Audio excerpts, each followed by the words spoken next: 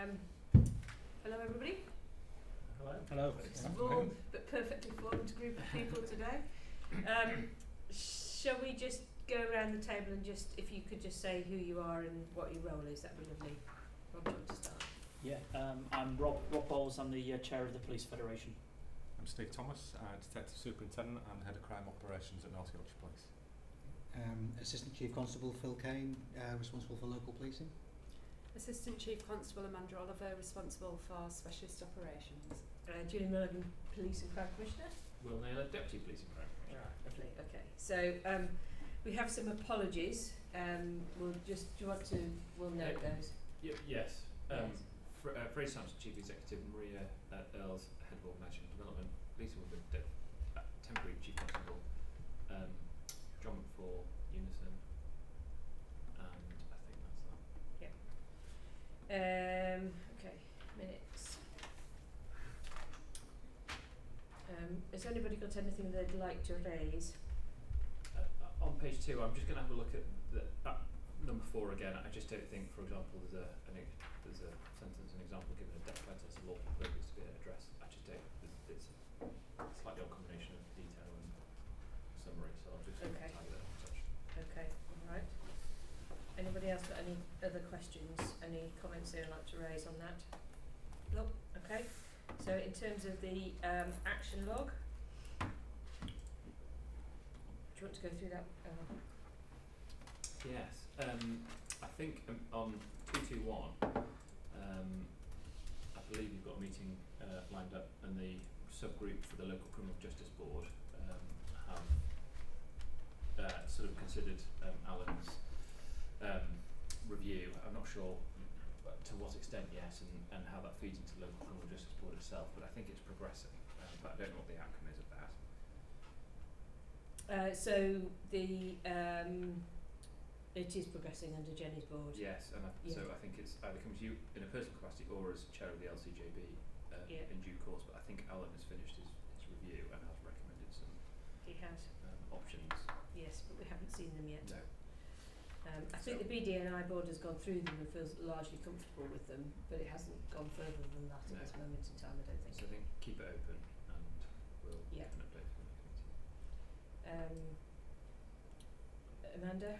Yes, 224, Amanda, that's the sort of, you've done updates on Kingfisher each and every month. We at some point we'll do one that's more about now that it's come to an end, and certainly the case right away, what more of the lessons learned type approach and moving forward. But I think, was that for next month or August? No, it's not. So while the protest activity has come to a conclusion, obviously we're still very much in the midst of all of the court cases, so we would suggest, because it's subdued, we would wait till after those are all properly concluded, and then we can bring some lessons learned to in the hall to Okay, all right. And I think in the meantime it's probably worth saying that we've had a number of community meetings recently. Yeah. With a range of different stakeholders, which I think Phil, you attended, which I think were helpful, weren't they? Yeah. and we're certainly still working on all of that feedback and making sure we incorporate that in, because we're obviously in the planning phase for any future protests, and we're making sure we're including that. Yeah, and of course our criminal justice partners were involved in those meetings as well, which was really helpful as well. Okay. The next 5 or 6 up to 231 are all as a result of the last public accountability meeting on stalking and harassment. Yeah. Phil, I'm not sure if you've got any particular updates. We haven't had any in writing yet. So I've got some figures which I'll forward through for Evie to include within the minutes. But so in terms of the number of pins, information notices by the police that have been issued in relation to harassment cases, I think the concern raised at the last accountability meeting was around, has the impact of our change in policy around issuing those first as opposed to going to an investigation and arrest, has that seen a drop off in a difference? I think so. In 2016, prior to the policy being changed, there was 293 issued. 2017 we issued 99, which was a change halfway through the year. So and then 2018 so far we've issued 38. So we've seen a significant drop off in relation to the use of harassment information notices, police information notices regarding harassment. However, I know Alan Hard is still currently reviewing the policy around stalking and harassment, and at the moment the indication is that we'll stop using those in relation to harassment notices altogether. Good. So that's the process we're at. So we saw a positive result as a result of where we were. The next stage now is that actually now we've got the culture in the right place and we're not using those as a first result, I think now we can stop using them. Right. Okay. All right. That's good to hear. Has there been any national movement on that yet? Yeah, I From think what I remember, it was in the national lead initial stance was await for the review by the College of Policing to change. I think now we're comfortable that we can consider stop using pins as an individual force decision. Is the College of Policing ever going to? Are they still due to make some sort of announcement on that, or are they now comfortable forces have sort of made their own? Yeah, I think we should still get some additional guidance coming out, and again, that's where Alan's reviewing his policy against some of the information that's coming out from the force nationally and from the college. So, Phil, do you know when you're likely to stop using them? I need to catch up with Alan very shortly around his policy review. I think once we've done the policy review, we should be able to bring it in fairly quick time. I haven't got a date to give you at the moment. Okay, because there was some discussion around the out-of-court disposal panel looking at their use, but if you're going to stop using them, then maybe they don't need to. I mean, I think I could give you. So I'll be able to give you a definitive date. I think before outside the meeting of the panel. So Okay, maybe something before then. But yeah. There are a couple more related to that last public accountability meeting. Some specific, more specific than that, Phil. I don't know if you've got the answers to the next few. yes. Sorry, my computer's just locked me out. So I'll just go back into that. While Phil's doing that, I and someone else on your team went to Cheshire earlier this month and talked to them about how they conduct stalking and harassment, investigations and support, which is really interesting, really useful. There were a couple of other forces there with us. I have started a sort of summary note of what we talked about really, and I'll send it on to Alan once I've finished it. But it was really helpful. Yeah. Action 227 in relation to breaches. So again, breaches of restraining order recorded on Niche, our records management system. So again, looking at from 2012 there were 63 breaches recorded, 2018 recorded 120. Again, all that's at 2017 we recorded 168. So again, given 2018 is not a full year for us, we're seeing a significant progress in relation to positive action taken against breaches of restraining order. And again, all of those will be recorded within the new system. In terms of the second part of the action with regards to triggering a review, that's something that Alan's going to be covering in his overall review of the policy. Okay. So does that mean without wanting to put words in anyone's mouth, does that mean there are no numbers on that at the moment, or just that he hasn't had a chance to look at it yet? He's not had a chance to review it in terms of how we're going to take it forward. That's all at the moment. So. But I think just in terms of the positives from that, it's just showing the proactivity we're taking in terms of action against a breach of restraining order. Going so 229 contact names and details of those attending National Stalking and Harassment Conference. Again, I'll get Alan to forward those on outside of the. Yeah, that's fine. I think that was more for someone to accompany me to Cheshire, which they couldn't in the end. So I think that was mainly why that. Okay. That was there, but. And then again, there's quite a detailed breakdown in relation to the types of cases that Alan sent me through. So I think rather than trying to go through all of those and taking up the time in the meeting, I'll send that on, Commissioner, if that's okay. But that covers the last two actions really, and the review of the force policy on harassment I've outlined already. Thank you. Up to you, Julie, whether you want to keep 231, so the review, Alan's review open, just to get an update on that, as it progresses really. Yeah. But I think the rest were factual things that we've answered now.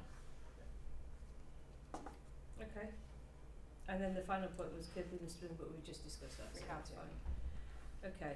All right. Have we got any questions from the public? No. No. Okay. All right. So, Will, do you want to lead on this? It's no, you've got old papers. I there. know I have. It's, so next it's over to the thematic this month, which is drugs. Excellent.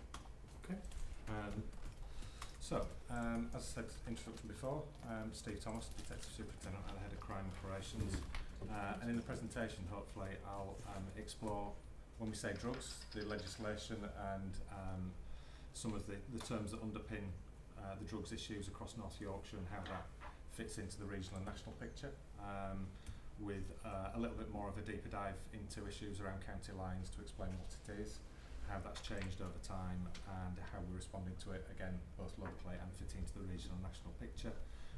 Hopefully finishing with some successes of the work that we've currently got underway, and some areas where we're looking to improve as well. So the first thing I wanted to cover was both a bit of an exploratory review of drugs and the legislation, and also the offending that we're talking about here when we talk about a drugs problem. And also some of the signs for members of the public as well to be aware of. So in the first of the three pictures that are on the first slide, you've got what might be seen as typical evidence in a community of drug use, particularly Class A drug use, because you're talking about discarded needles and the orange pin tips that would go along with them. And we're talking about there things like heroin, injected drugs. But in the middle slide, when we're talking about the signs, what to look for around personal use of other drugs, cannabis use, you'd look for things like cigarette rollers, evidence of cannabis use again, rolling joints, using Rizla papers again, having the Rizla paper or the package of a cardboard turn off to make a harder filter, as you would see in a normal cigarette. And on the left hand side of that picture you'll see the green vegetable matter, and that's what cannabis looks like in one of its forms. But then you've got pipes, things like that, that are used to smoke either cannabis or other drugs, potentially crack cocaine can be smoked in a pipe like that. And then you'd expect to see other things such as small dealer bags with powders in, again some more hypodermics there. Burnt off foil, again often used by people to burn drugs to inhale the smoke. And then when we look across at the right hand side, when we're talking about spotting signs potentially of something more than just simple possession, we're talking about different types of packaging for controlled drugs, whether it be heroin or crack or amphetamine, cannabis. They'll come in either little wraps, they could be paper wraps or cellophane or cling film wraps, or in the smaller dealer bags. You'd also expect to see small digital scales for weighing out quantities of drugs, potentially cash counting machines, and again evidence of smoking pipes or bongs, things like that that would normally go with a multitude of different types of drugs. Steve, can I ask a question? So some of my colleagues have been shown other bits of drugs paraphernalia, particularly with some of the sort of new drugs and things that are around. And I'm just wondering whether, for parents, for example, you know, if you're wanting to sort of work out whether your kids might be in possession of something that they shouldn't be in possession of, whether or not there's anything that we could do to assist parents. Because parents are very worried, you know, how do they know the signs, all of that sort of stuff. And I do wonder whether there is something there that we could do to help parents sort of understand this and some of the things that they might look out for. Yeah, I mean, and there's a couple of things we can do. Obviously, there are a number of things that go out, learning products that go into the schools already, and they cover some of those issues. But again, we've started to use a community messenger to put out some of these national messages as well, and there are some resources that we can hyperlink to the community messenger and get that out. But again, you know, if people want to contact us, we can have a look at those, you know, anything in particular if they've got any concerns, and give them some advice. It might be worth just linking with Louise, you know, with the website update. On the other end of the spectrum, are there some of the formerly legal highs now, so psychoactive substances that have no paraphernalia? I wouldn't know how you take them, but are there some that do all drugs require something to take them with that is a visible sign? No. So that's you know. I mean, obviously, drugs in tablet format will look very much like any other tablet. Certain forms of ecstasy, MDMA, things like that, you might have a stamp or a label, whether it's a smiley face or anything else. Some would come with a Star Wars emblem or something like that. So there's usually something that denotes as a particular type, which would probably raise a question, whereas most prescription medicines don't have that sort of marking on it. But I again, think any child though that's in possession of tablets of any kind is worth questioning. absolutely. Yeah. Yeah. For even, Yeah. for other reasons. Yeah. But again, the newer drugs, the psychoactive substances, again, it will be powders in packaging, and it's difficult to identify on its own, but it's probably, like you say, it's one of those questions, what is that? And then when we talk about the offences, we're talking about possession, which would be possession of a controlled drug for personal use, or then the next scale up is possession with intent to supply or actually supplying controlled drugs, or allowing your premises to be used for the purposes of that. Manufacture, production, and again, allowing premises is an offence, and then importation, exportation of controlled drugs. And it's probably important to say that a lot of these offences are found as a result of police activity. So an area of investment or increased activity, you would expect to see increased recorded offences as a result. And I think that's what we'll start to see as we start to look a little bit more detail around county lines, both locally and nationally. So then just a little look at how the legislation classifies drugs, so you can get an idea of which sit at the top of the food chain around severity and the sentences that would be imposed on those found guilty. Class A, that's crack, crack cocaine, ecstasy, heroin, LSD, magic mushrooms, and what people might have heard of as crystal meth or methamphetamine. And for possession, the maximum sentence is up to 7 years in prison, an unlimited fine or both. And obviously if it's a supply offence or possession with intent to supply, it's up to life imprisonment and again an unlimited fine or both. And then you move to Class B, and this is around amphetamines, barbiturates, cannabis, codeine and the synthetic cannabinoids, some of the new things that you were referring to earlier. Possession of those, it's up to 5 years in prison, and again similar with the fine. And supplying P-wits, it's 14 years in prison as a maximum sentence. And then Class C drugs, that's anabolic steroids, benzodiazepines or diazepam, and a number of probably newer drugs that often come with some form of acronym. And again, sometimes these are inhibitants or intoxicants. They occasionally will have a legitimate purpose in some form of medicine and have been used and abused in different formats as a drug. Possession up to 2 years in prison with an unlimited fine, and supply offences up to 14 years in prison. Can I ask what the other end of the spectrum is in terms of the lowest sentence? So if the public might, I think there's two schools of thought, some think the police are too hard on drug users and some think not hard enough. If an officer catches someone with a small amount of a Class C drug, for example, what's the minimum outcome? Would it be a nothing and name will go in a book, or out court disposal? What's the least that officers can do? Cannabis warning.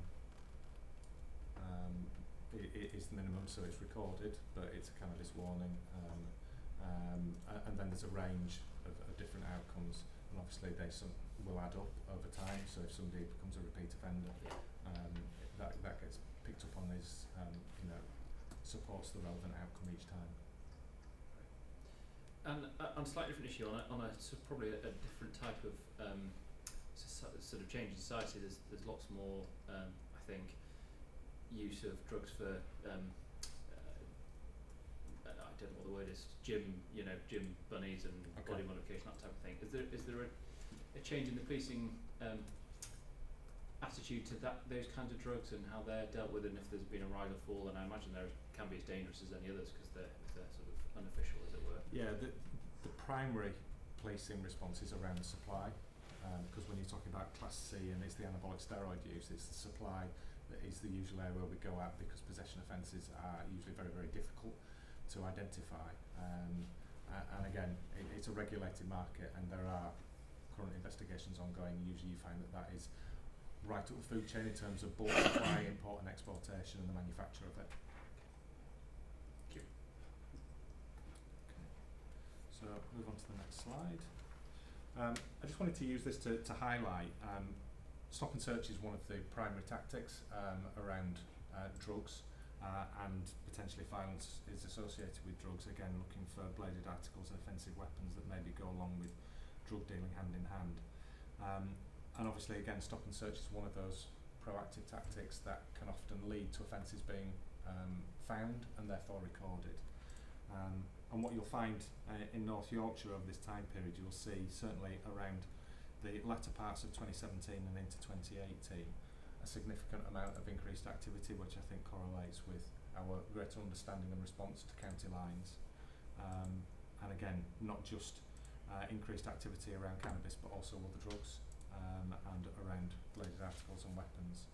And again over time, as we look at this moving forward, I expect to see that line start to plateau at a higher level until we're happy that we've got a better handle and minimise the risk that county lines represents to North Yorkshire. So Steve, you've got what seems to be a correlation there between the basically knives and the red line. Presumably that's because of the violence linked to some of the county lines activity. Yeah. I can cover some of that off in the performance presentation commission. So there's some data on that as well. Yeah. And I think we'll explore some of it in a little bit more detail as well. But there is obviously both at a national and a local level. Yeah. There is a correlation between that business model and the use of knives. Yeah. So then looking at the scale of the problem, again this is North Yorkshire specific data, but I'll give an explanation to each of the offence type in terms of those lines of data, but it was just to give an idea of the scale, and this is comparing the year to the end of May 17 with the year to the end of May 18. So when we talk about drugs crimes, these are the offences I talked about before, the possession, manufacture, supply, etc. And you can see it's actually a fairly steady line. There's no dramatic increase or decrease, but what you will find is that those offences that are linked to supply have started to go up, which again I think correlates with our understanding of county lines and again where our focus is in terms of proactivity. In terms of looking at incidents and the impact on demand across the force, I've removed alcohol out of the tag for those incidents because it's such a huge volume, as we probably would be aware. Looking just where drugs is the main marker on the incident, there's actually been a slight decrease. And I think there's probably a little bit more exploratory work to understand why, whether that's just a data issue. But I think we are starting to see an increase in violence. And I think if you probe a little bit more data into violence, slightly more serious violence, because there have been a couple of incidents using knives where we've had stabbings, slashings, etc.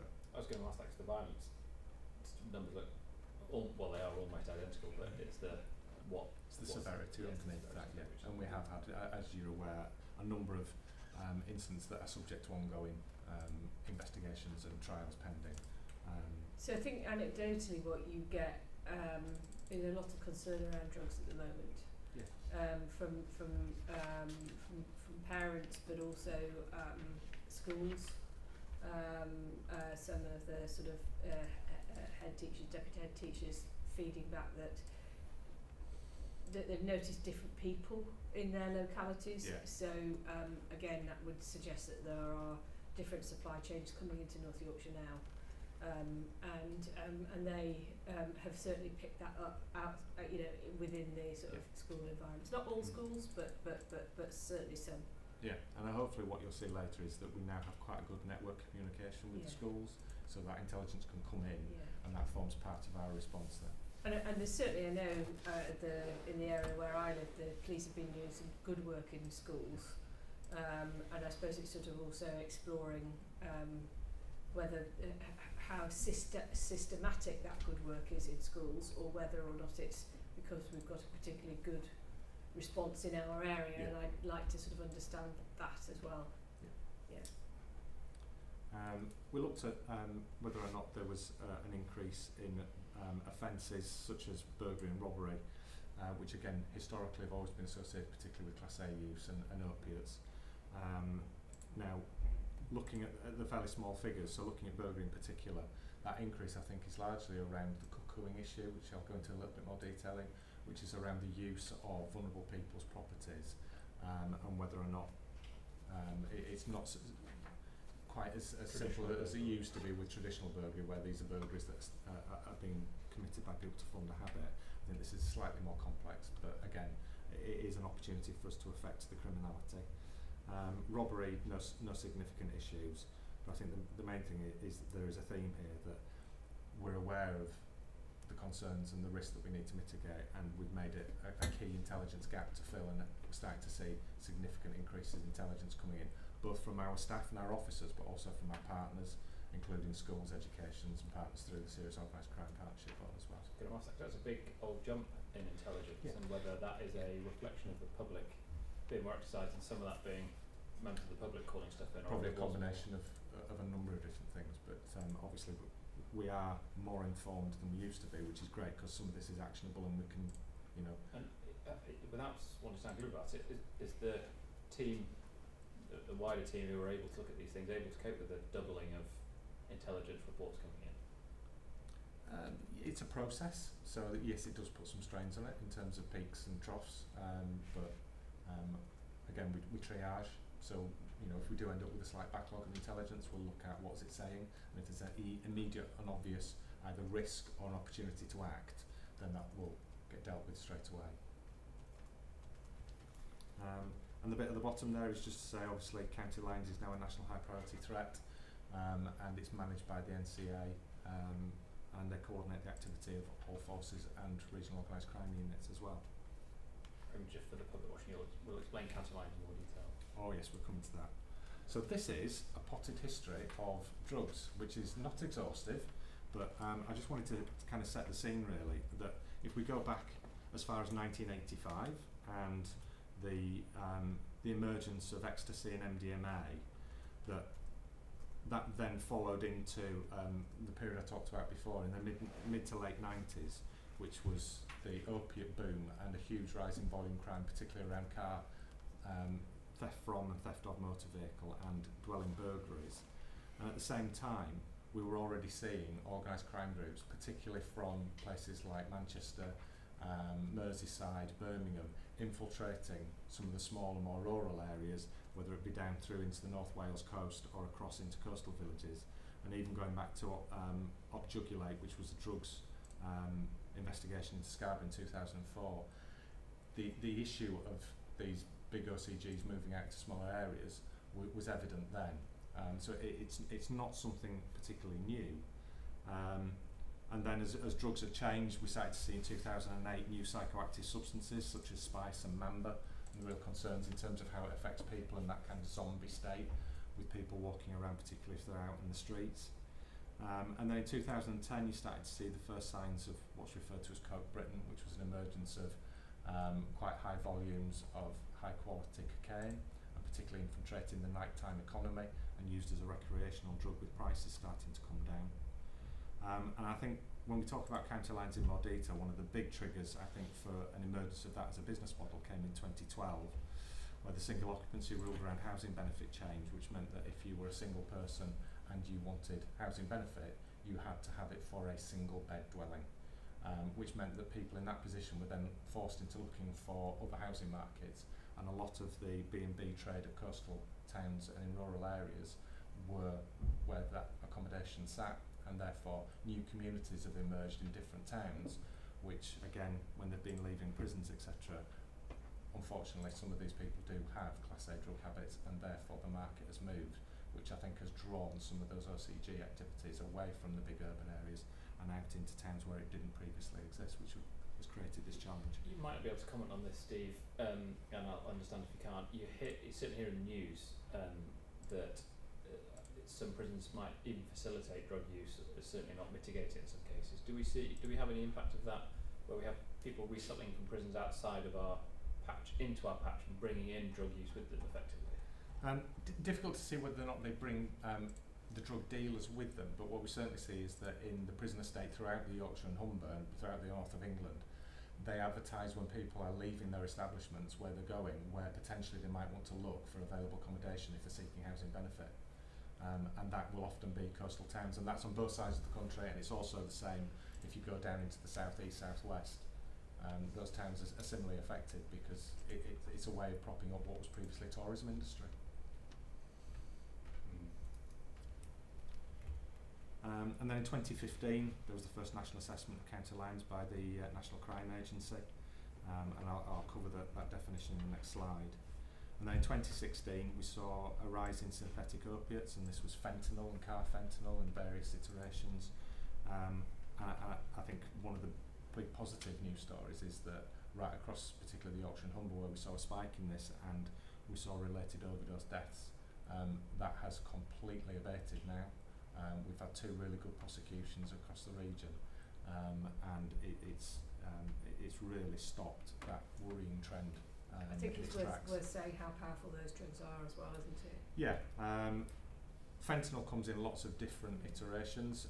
Again, it's one of those drugs that has a legitimate purpose. It's a pain suppressant. Fentanyl in its normal dose, where it's used in cancer treatments and things like that, is about 10 times as strong as heroin. If you go into the veterinary industry, they have different iterations, and we're talking 10,000 times as strong as heroin. In very small doses, it becomes very, very dangerous. And again, when we think about how some of these drug dealers operate, they're not exactly forensic about cleaning their operating tables, their mixing tables, etc. So there is a risk.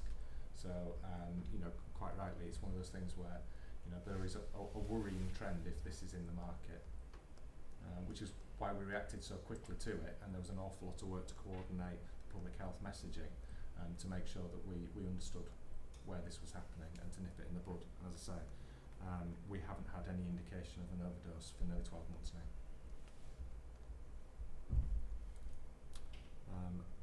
And again, for anyone who's maybe listening online, you can't look at it and say what it is. It will look like a crystalline powder, and it's very, very difficult to differentiate it between any other form of chemical compound. So better to be safe than sorry, really. On psychoactive substances, I know they sort of came about in the late 2000s.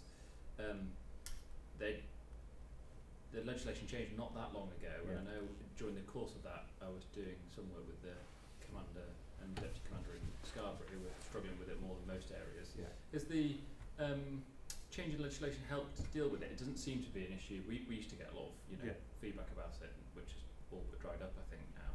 Yeah. And we don't seem to have the issues that you see in other parts of the country with the zombie type. I think because of the change in legislation, the easy selling market, that trade became much harder and more regulated, and as a result it's now probably more online. But I think because it's become a little bit harder, a little bit more less friendly, shall we say, to those who want to make a business out of it, we are seeing less of an impact as a result. But I think it's certainly one to watch, because the chemical compounds can change so quickly. And that was one with the legislation, the testing of what makes something psychoactive or not was the challenge, I think. And then right bang up to date, 2018, county lines highlighted as a high priority national threat, and a broadening of its definition. So what I've done is I've included both definitions because I think it's interesting to see where it's come from.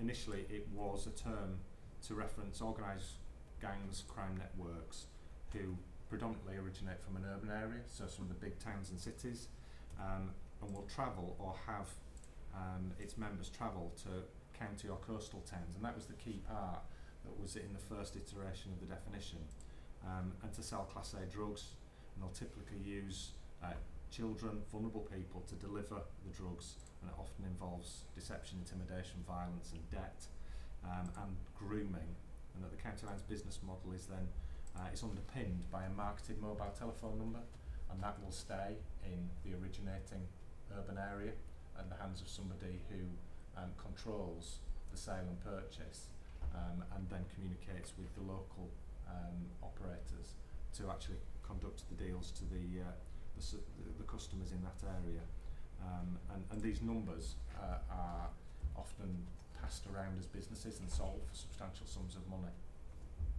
And again, I'm not sure if you've seen the media recently, but in the last couple of days the NCA are talking about, on average they're talking about £3,000 to £5,000 a day that a typical line is worth. We're talking hundreds of thousands of pounds a year in terms of profitability. So you can see why it is an area of criminality that people tend to gravitate towards. Now the latest definition has changed, and I think what you'll find is there's the removal of the coastal and county towns element, and this is more about using that mobile telephone number, the line, to conduct cross-border drug dealing, and whether that's between towns, major towns, small towns, rural towns, is irrelevant. This is more about drug dealing being coordinated by that marketed telephone number. But again, those nominals are likely to exploit children and the vulnerable to either store, to sell, or to allow them or to facilitate what they're doing, and that they'll often use coercion, intimidation, violence, and on occasions including sexual violence, and they will resort to using weapons to either enforce fear or to actually carry out retribution or attacks to enforce their part of the business. So the current picture in North Yorkshire Police, and in some of this I want to try and cover the structures that underpin how we resolve some of this. So as you will be aware, our current version of the control strategy has been circulated for early consultation, and it determines the overall strategy to county lines, but county lines is defined within there. At the moment, North Yorkshire Police have 39 organised crime groups mapped and scored by the national process. 62% of that activity is focused on drugs, but that doesn't include county lines. And that's because of the current process for mapping and scoring OCGs, but we do that separately now through the NCA tracker. So the national... The interesting thing there is that number has increased over time, hasn't it? Yes. And not reassuring in terms of the numbers, but reassuring in terms of the processes. We're absolutely in line with the rest of the region because of the processes that we've put in place, and actually that puts us in line with the rest of the country, so that we know that we've all got a uniformed approach to mapping the groups. So it is a true picture of the number of groups that we've got active, and that number is increasing. So whilst it might be in part because we've got better at identifying those groups, I'm sure in part it's also because of the increase in particular county lines for us. And hopefully to offer some reassurance that despite some of these new things maybe not falling into existing processes, we don't ignore them. We find a way of managing and understanding the risk and then tasking against them to try and mitigate it. So the National Crime Agency has a tracker where it collates all intelligence information about county lines. At the moment they estimate about 2,758 lines active nationally. There are at least 9 identified active county lines currently operating in North Yorkshire, 4 in Scarborough, 3 in York and 2 in County, and they're all subject to live investigation and disruption activity at the moment. And when you say operating, their base is still somewhere else, but Yes. they have like a team of people in those areas that are conducting business. And in simple terms, this is somebody with a telephone number that they market toward in a community where there are potential customers for drugs, and then they will send 1 or 2 or 3 nominals to come and conduct that business. And what they will do is they will try and find their way into that community, either exploit some vulnerability, or they will offer some free drugs, or they will bully somebody into allowing them to stay in somebody else's house or in a flat, and that's where you get the term cuckooing. And from there they will then try and get them to be involved in dealing for them so that they can sit back and not be quite so hands-on. They're not known in the local areas, they might not be known to local officers, so again there's a degree of anonymity, which is why it's quite an attractive business proposition, and then the number gets marketed out within that community. And you forgive me if you come on to this, in which case don't answer and we'll answer That's later. I presume this is a good example of a victim offender as well, that these will probably be young people being sent out by even scarier people back at base to do their bidding. They would probably come from a challenging background or whatever it might be. Sometimes it's young people, sometimes it's some element of vulnerability that's been exploited, whether it's their youth, naivety, or whether it's because their addiction, or whether they've been forced into some form of debt, or because of fear. Sometimes they create the debt though, don't they? Yeah. Or it could be family members' debt. Yeah.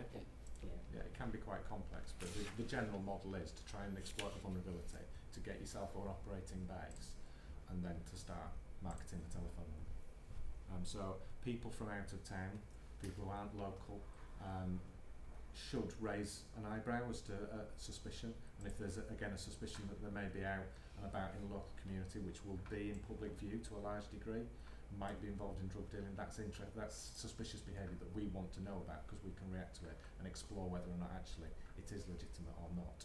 So those teachers stood at the end of the school gate watching what's going on, thinking that's unusual, they need to be calling Yeah. it in. And we've got good evidence of where Yeah. that's happened, and we've been able to respond Yeah. locally already. So yeah, the more that happens, the better. And then the last part of that slide is basically just outlining that what we've done to accept that it currently sits outside of the national tracking for organised crime groups, that we use the management of risk in law enforcement, the MORAL process, to assess the risk that each individual line presents, and that's actually looking at vulnerability as well as the criminality. Because The again, vulnerability of whom?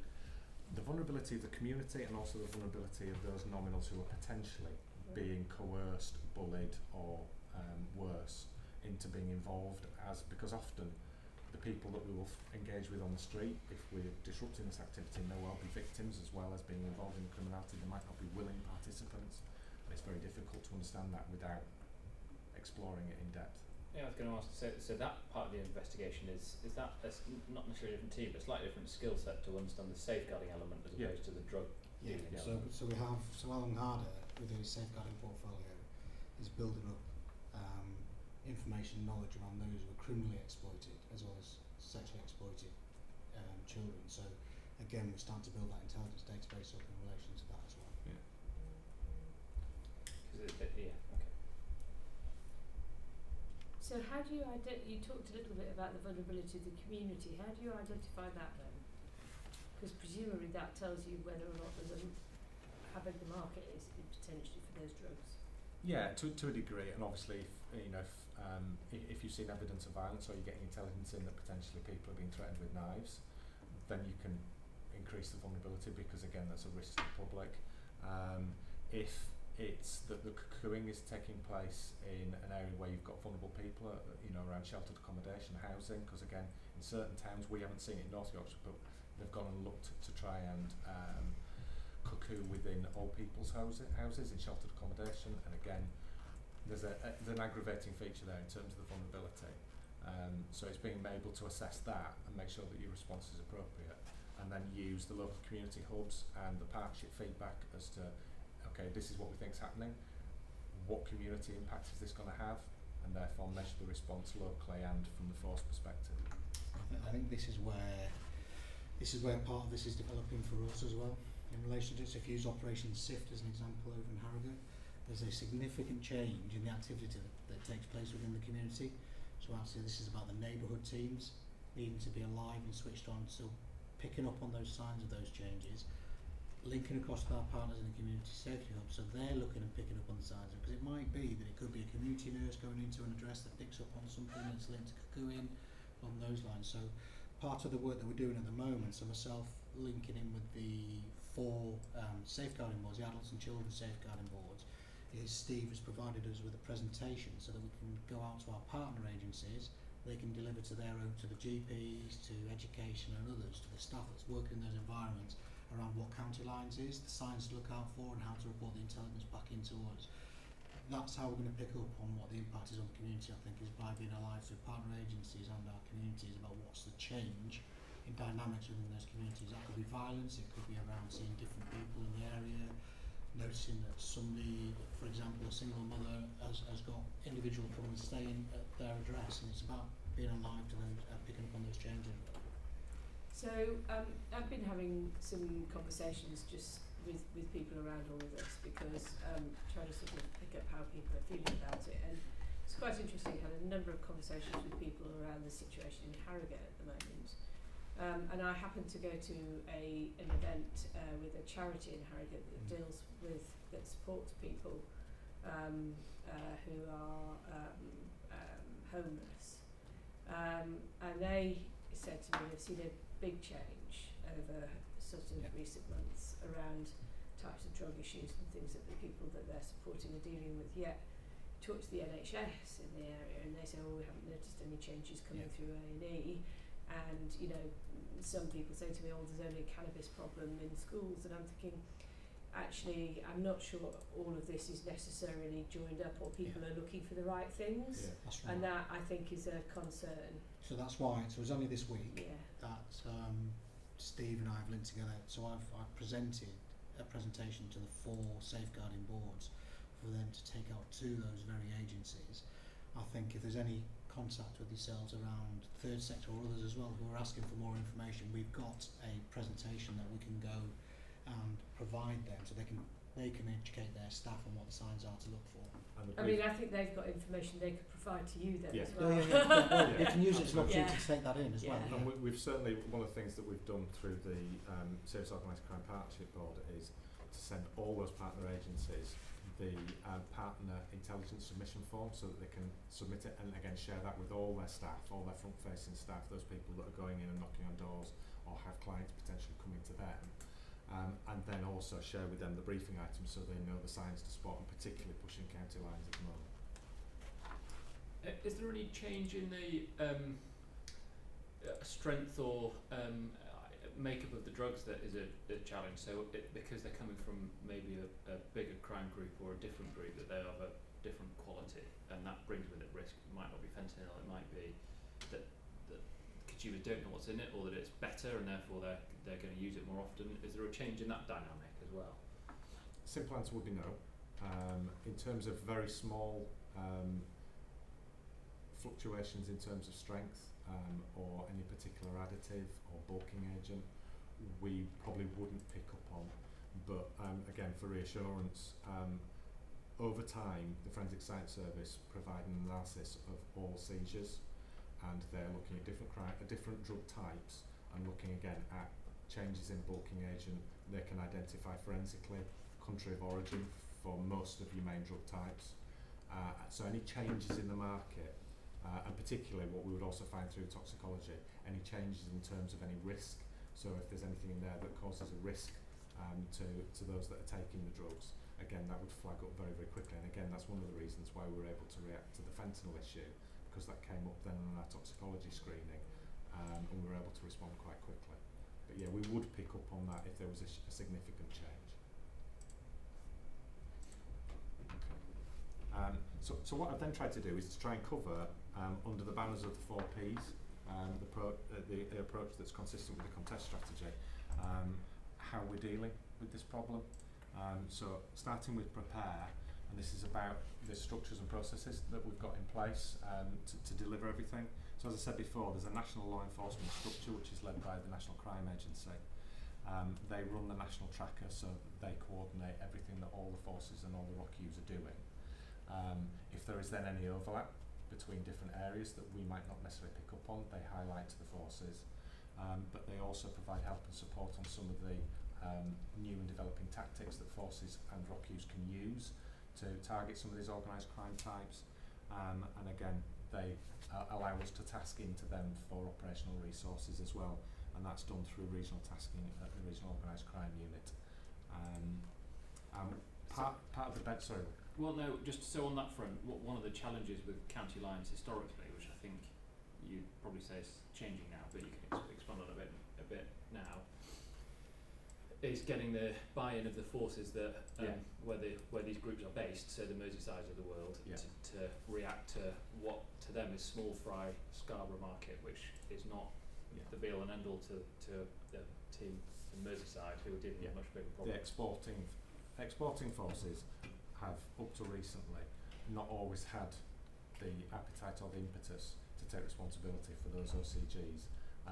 The beauty of the National Crime Agency's tracker approach is we've been able to negotiate, and there is now agreement nationally that the OCG is mapped and scored within the area they are domiciled, so therefore if it's in Merseyside, they own the responsibility, and I can reassure that they are taking responsibility for targeting the OCG at that level, and it is then the force that is the importing force. So for us, if we have the street dealing impact in one of our towns, that we're responsible for disruption at street level and the safeguarding and support of the vulnerability that we've got, and we work as a partner with the OCG owner, which will be the host force, and that's working really well with 3 of those forces at the moment. And that has been a change, but it is a really positive change. And not that with all of them. No, sure. No, but also our traditional structures haven't helped, have they, in No. terms of the regional structures and all of the rest of it? Because obviously we have quite a lot coming from the west, Yeah. yet our regional structures are Yeah. in the northeast. Yeah. So we've organised Yeah. ourselves in a way that doesn't map the way that the criminals operate, and that, I think, has got in the way. Just to give you an idea, jumping ahead to Yeah. to something else, you know, we share using the automatic number plate recognition network across the country. That's one of those things where it's as good as the information you put Yeah. into it.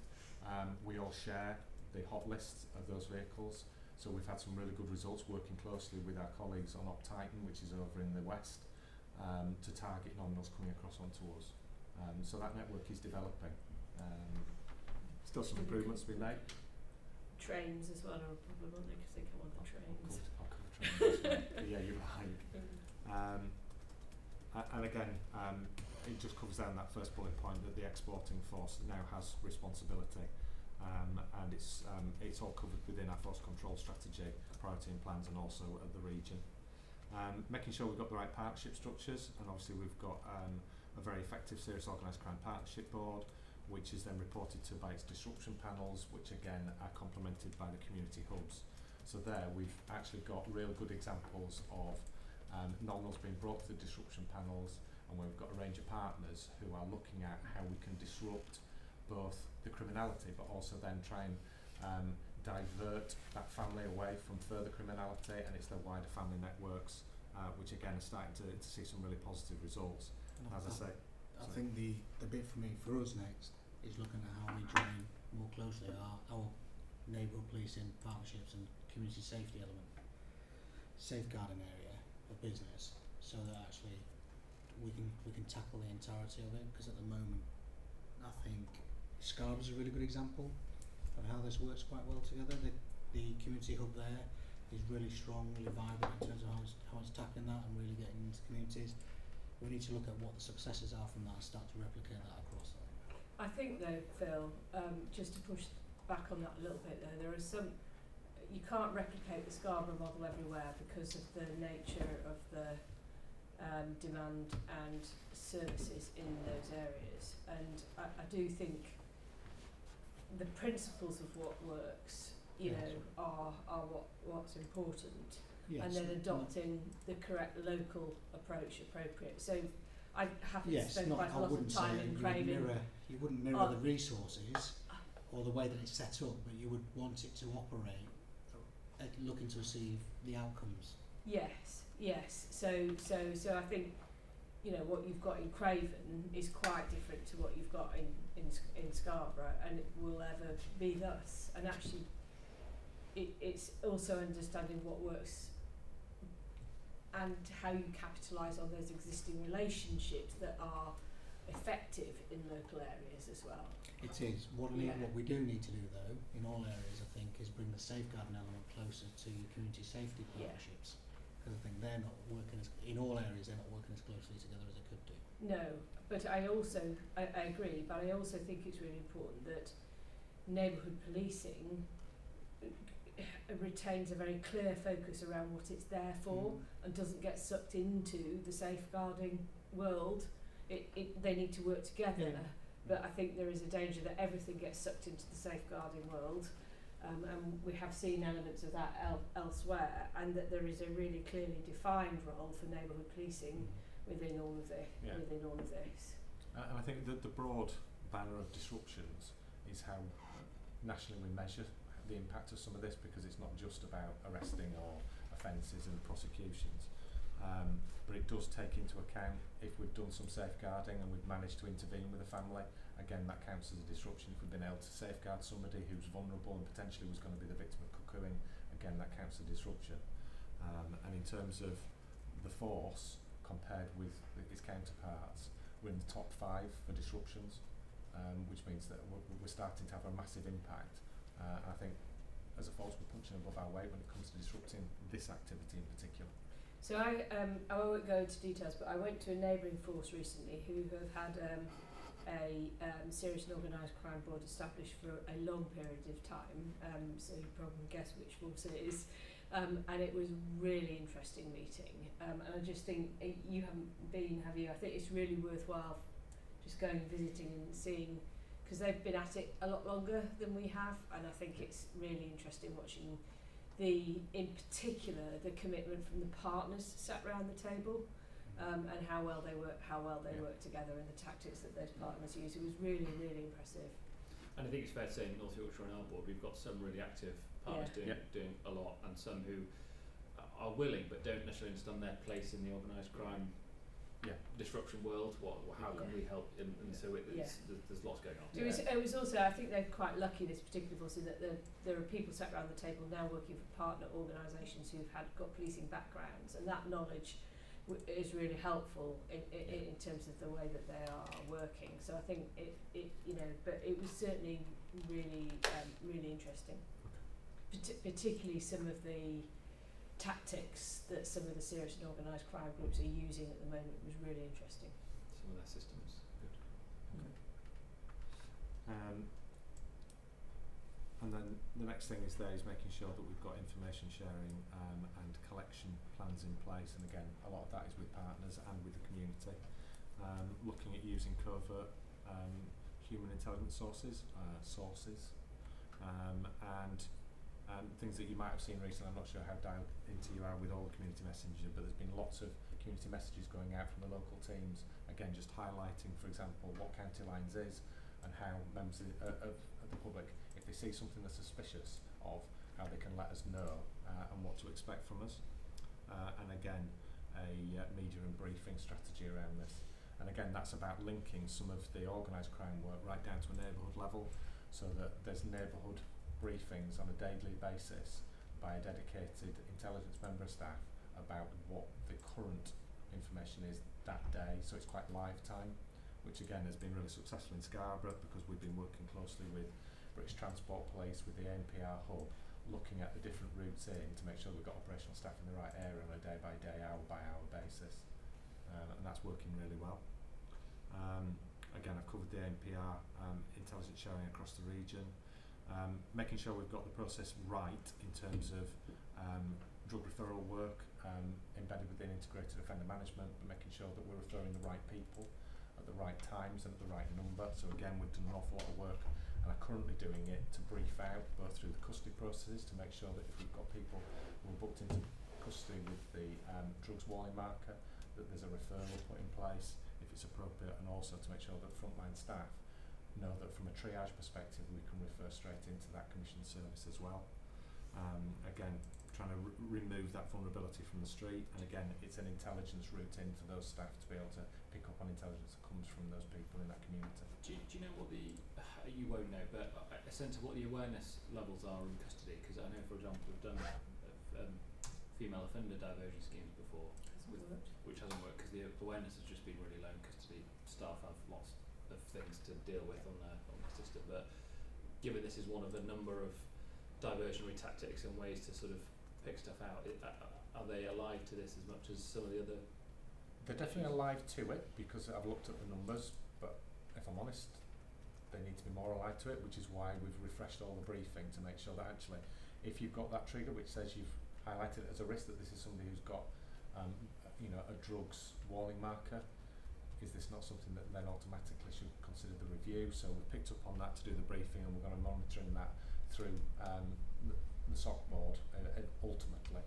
The health is, because obviously we've got healthcare in custody suites now, whether or not those people providing those services are aware of these other pathways as well. That healthcare provision will be included in the briefings that are going out currently, But there's definitely an improvement we can make there to make sure that we're referring the right people at the right time. Because there are a whole range of potential pathways for people.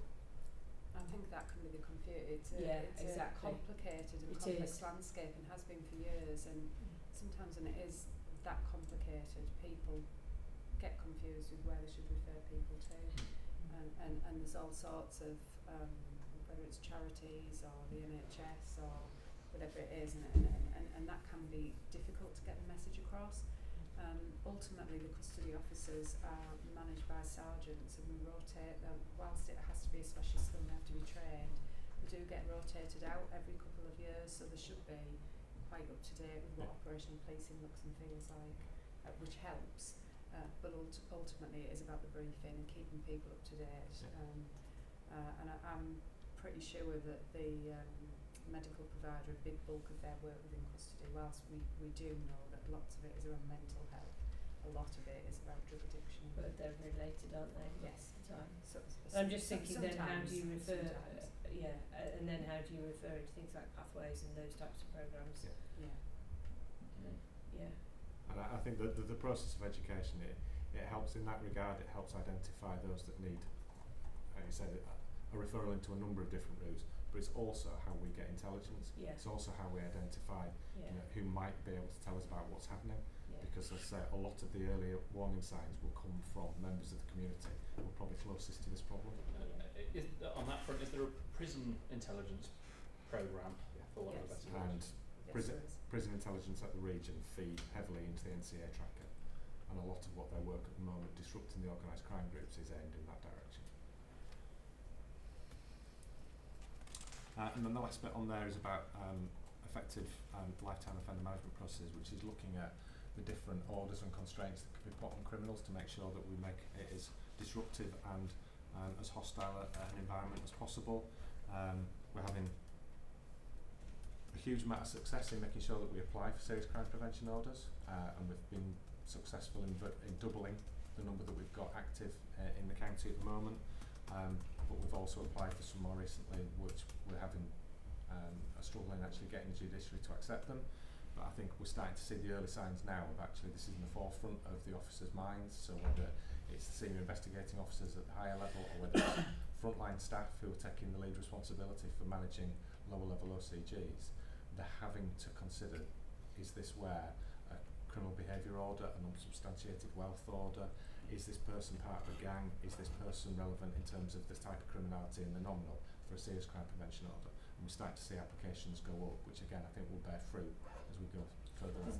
I mean, there is a view that there are a whole range of other ways in which you can deal with some of these people rather than criminal justice. So in other words, taking away some of the reasons they're in it. So their lifestyle, their, all of that, that side of things. HMRC being extremely effective tool around all of this. So it's trying to sort of understand the broad range of tools that you've got through a range of different agencies, if you like, that can help deal with this stuff. Yeah. And hopefully I think you'll see in some of the positive news stories that we have been able to, particularly around money laundering and confiscation, we've started to see a big impact certainly over recent months where we've been able to disrupt using that part of the armoury. Yeah. Just on the serious crime prevention orders then, you mentioned that you're having some issues with the judiciary around that. Is that a trend that you've seen? I think yes, it's difficult for me to say without it being anecdotal about across the country, but my understanding and feedback from colleagues is that the judiciary don't always particularly agree with a serious crime prevention order being something that I think they see it as two bites at the same cherry. I'm just wondering if there's anything running through the LCJB here in North Yorkshire that we could do in relation to that. That's behind my question, really. Might be just worthwhile following that up. If we were going to do that locally, we would just need some details to Absolutely. I think it's in the next October paper for discussion. Probably bring it back to there were three that were applied for and have been initially been declined in a recent trial. And again, it's not for me to say that might actually be the appropriate decision, but I think the benefit is that at the moment we as a force are applying for them at far greater rates, which I think people realise there are more ways to skin the cat. And it's something that again would have an impact on disrupting that criminal lifestyle for years to come, because they do reach way beyond the end of a prison sentence, which is where that impact comes in. And again, if you share that disruptive impact with partners, you've got more eyes looking at whether or not somebody has fallen back into their old ways, which again would be a positive impact. So in terms of Protect, the one thing that I wanted to really focus on was the use of cease and desist notices and the process developed in York. And this is a carrot and stick, for want of a better expression. This is about where we get information that we think somebody's been infiltrated and that they're vulnerable. and that potentially they're either involved with or they're using their properties to be involved with drug dealing, particularly county lines. We're going and engaging with them and serving a cease and desist notice. Now, on one hand, it says, we know what you're up to, you've been warned, if it continues, you can't say you're being vulnerable and use a defence that you have no way out of this because we're giving you your way out. On the other side, what we're also saying is we can offer you loads of help and support to help you out of the predicament that you find yourself in. And through using this in York, what we found very quickly was we got an awful lot of intelligence. We were able to refer people into relevant pathways to get them help and support. But actually it's disrupted the drugs market. So we've rolled that out across the force, and all 3 districts are using cease and desist notice, and it's been picked up as really good practice by the NCA as well. So not that it's a bad thing. Far from it. Some of those nominals that are on the end of a cease and desist notice that then maybe get referred into some service that sees them change their ways. Are we sort of ending up settling some nominals in North Yorkshire that originally came from London or West Mids or something? I think it's difficult to probably differentiate those between those that have come from a prison establishment and have come in because that's just where they chose to go. And obviously you end up with certain prisons become the scatter point from which people go off into different parts of the country. But we're certainly, I'm not picking up on anything that says actually because we've referred people in through drug support work that they've then housed them in a different part and that we've ended up housing new nominals. I haven't picked that up at all.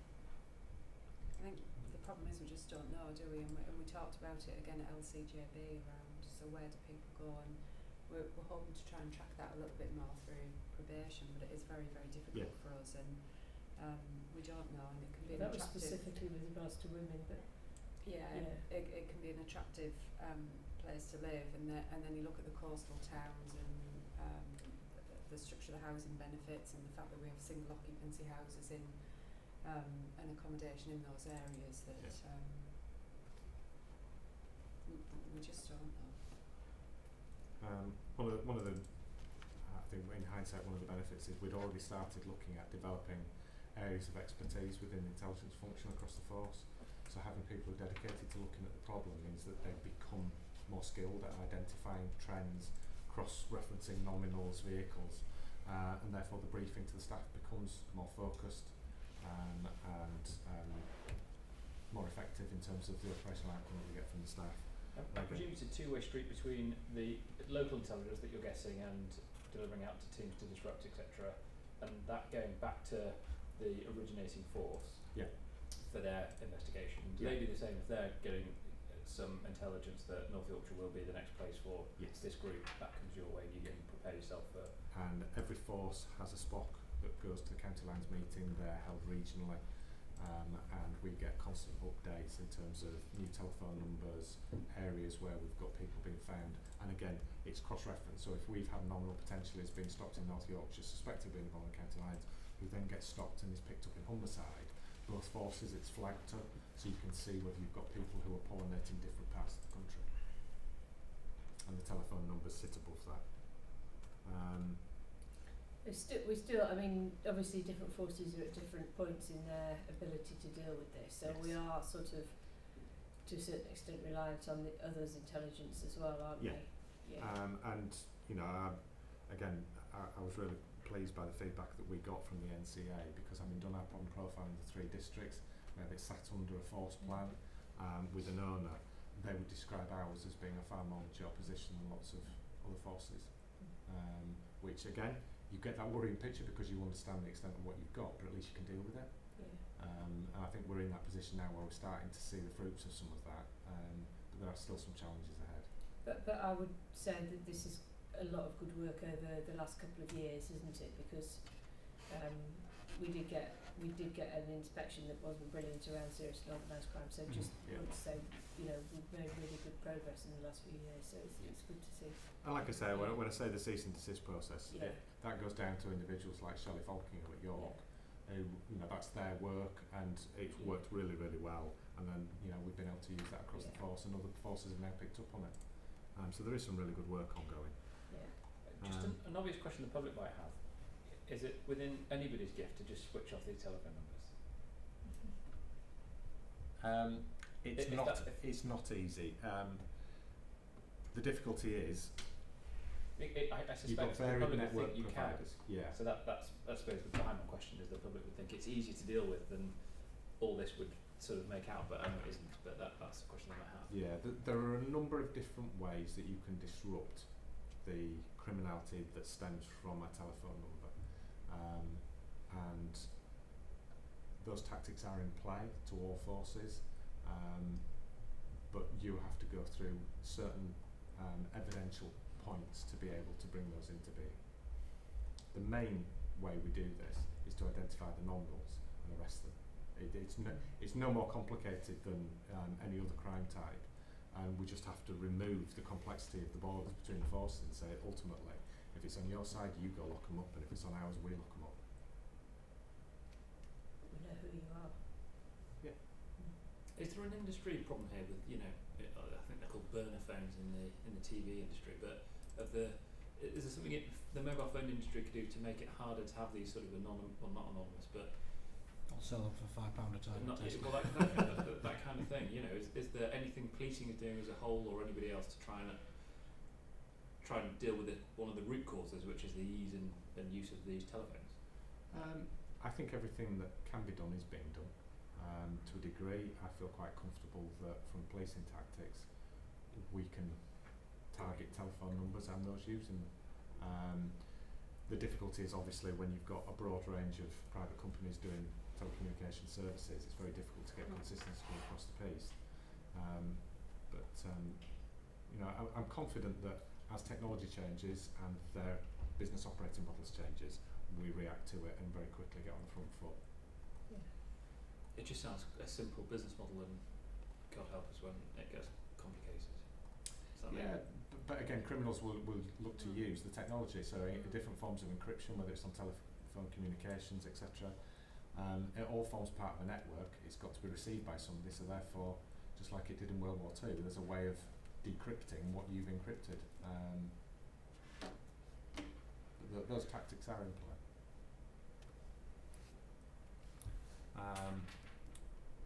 So then I've covered a little bit more in the protect element there around how we're using daily neighbourhood policing teams and using the partner agencies to engage with those that are vulnerable through the cease and desist process, and I've covered community briefings and using community messenger. So the last bit, again, prevent has a cease and desist element to it, because again, we're trying to stop people being drawn and give them an opportunity to get out of that lifestyle, whether they're in it by choice or otherwise. We're working to deliver the Crime Stoppers Fearless training, and again through education facilities, highlighting the risks of being drawn into a criminal lifestyle, and that can be at all spectrums of the education provision throughout the county. And we've got youth officers and PCSOs visiting secondary schools, so a good example would be where we had an incident in Harrogate very quickly, 1100 pupils at year 8 were engaged with around drugs, violence, knives. So we've got that reaction process in place. It's just making sure that that's expanded right across the county. So I think we're looking at 600 schools, so it's quite a big population to get across and get that message out to. But we're also complementing that with Crucial Crew, which again touches upon criminal lifestyles and drugs in particular, and knives. And then also the TRAP campaign, which again is around children who are criminally exploited and giving them an opportunity to get out. And as I said before, the disruption panel work is focused on wider family networks. And then finally, how much of the prevention bit is, I suppose, in the use of drugs in somewhere like North Yorkshire, whereas in some of the bigger metropolitan cities might be people getting involved in the organised crime element of itself. Is that about right? I think to a degree. I think to one person they might be vulnerable being drawn into being a seller or a runner or a storer, but also you might have somebody who is going to go into a business that's going to be a professional enabler, so might be able to help a criminal launder money or purchase properties. There are a number of different ways that you can become involved in criminality, and I think taking a broad sense of prevent, which is about preventing people being drawn into this criminal lifestyle, is to try and cover all of that as much as possible. And again, demographics play into that, but it can be more complicated. I think it's a slightly broader brush that we apply. I was particularly thinking of, and I don't know if this is true, but larger family-led organised crime groups that might have, you can do different type of event work with a family setup where there is a sort of passing on of the business than you would necessarily deliver in a school about, what it might mean to get drawn into a drugs lifestyle. And particularly with the family networks, being able to take away all of the benefits that have come from that criminal activity is a really good way of deterring someone from that lifestyle. Taking away the nice cars, the money, the holidays, the house, is, the status that comes with it is really important. And then just touching then on Pursue, again, a lot of the NCA tracker work is collecting returns and coordinating that Pursue activity. We're actively working with colleagues in West Yorkshire, Greater Manchester, Merseyside and Metropolitan Police, and again that covers all 3 districts within North Yorkshire where we've got that engagement. We've got that daily tasking, which is lifetime tasking. We're also using specialist resources. We've got dedicated staff deployed every day.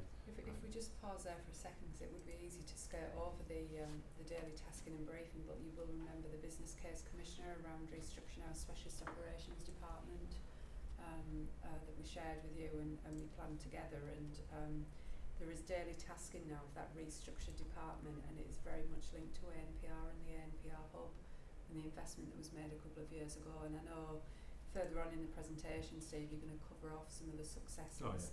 They are really operating really well now, and they are the envy of other forces actually when you look at how they are intercepting and dealing with criminals because of the lifetime ANPR evidence that's there for them, and the intelligence that's fed in from Steve's team is making quite a difference now. And they really are focusing in on cross-border criminality and then what's happening in our towns and villages around this type of crime. Yes, I agree, but there are issues with resources, I think.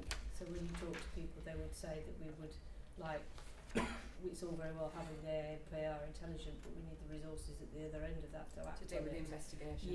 Yeah, and I think there are issues around that. I think it's almost becoming a victim of our own success, and the more Yeah. proactive we are, Yeah. and they are called the proactive policing unit, Yeah. is then dealing with the investigations Yeah. that come, and, Yeah. and that is a difficulty. And we've got, Steve and I were working through a plan in relation to that to make sure that we've got that ability to deliver proactive investigations to the uniform policing. So, and we can inform you about that one. You sort of mentioned it, earlier, Julia, but organised crime groups are savvy people, and you hear they use roads less and less, certainly with cars that are easily identifiable. What are the other, not necessarily what the other methods, if you can't say so, but ANPR captures obviously a certain type of travelling criminal, but not the other kinds, be it bus, train, whatever else it might be. So as part of the covert services that I oversee, there are all sorts of covert tactics that are currently in play around this type of organised criminality. So for instance, we've got the enhanced digital forensic unit that is really focusing in, and we can actually see it on the strain on them around the more work that we're giving them, the more difficult it's becoming for them to keep up with demand. But they're accredited, they're operating in the work, and we're using all sorts of different tactics. And are the BTP involved, British Transport Police? It's one of the things that when we talk about the last bit of the slide there talks about when we're deploying staff, we've also got planned disruptive events, which obviously we don't tell anybody else when they're planned for, but it's recognising that if we're successful on the roads with the NPR network, we push people into other forms of transport, and again that can be road, rail, and disrupting that market is really, really important and being quite focused. So again, we've got really good relationships with BTP and the rail providers and the bus services into the bus stations, and they're feeding information back to us so that we can target our response around those planned events to make sure that, again, that becomes a hostile environment for them. And again, if that pushes them back onto the ANPR road network, well then fantastic. And how, this is a slightly separate question, some ANPR is mobile and some isn't. Is there a sort of smart deployment of rural roads, for example, in North Yorkshire? We've obviously got big arterial roads, but 6,000 miles odd of Well, that road. for instance, we have ANPR capability within our safety camera vans, so Yeah. we're not concentrating just on speeders, but on keeping our roads safe. So that's really enhanced our I was capability. going to say, have we seen a big difference in this kind of intelligence So the from safe- those kinds of... So the safety camera vans are linked into that daily tasking process. Yeah. So they're not just thinking about where are our peak speeders. They're thinking about where's our intelligence, where's our priorities for that day, and we're very much focusing them in those areas. Yeah.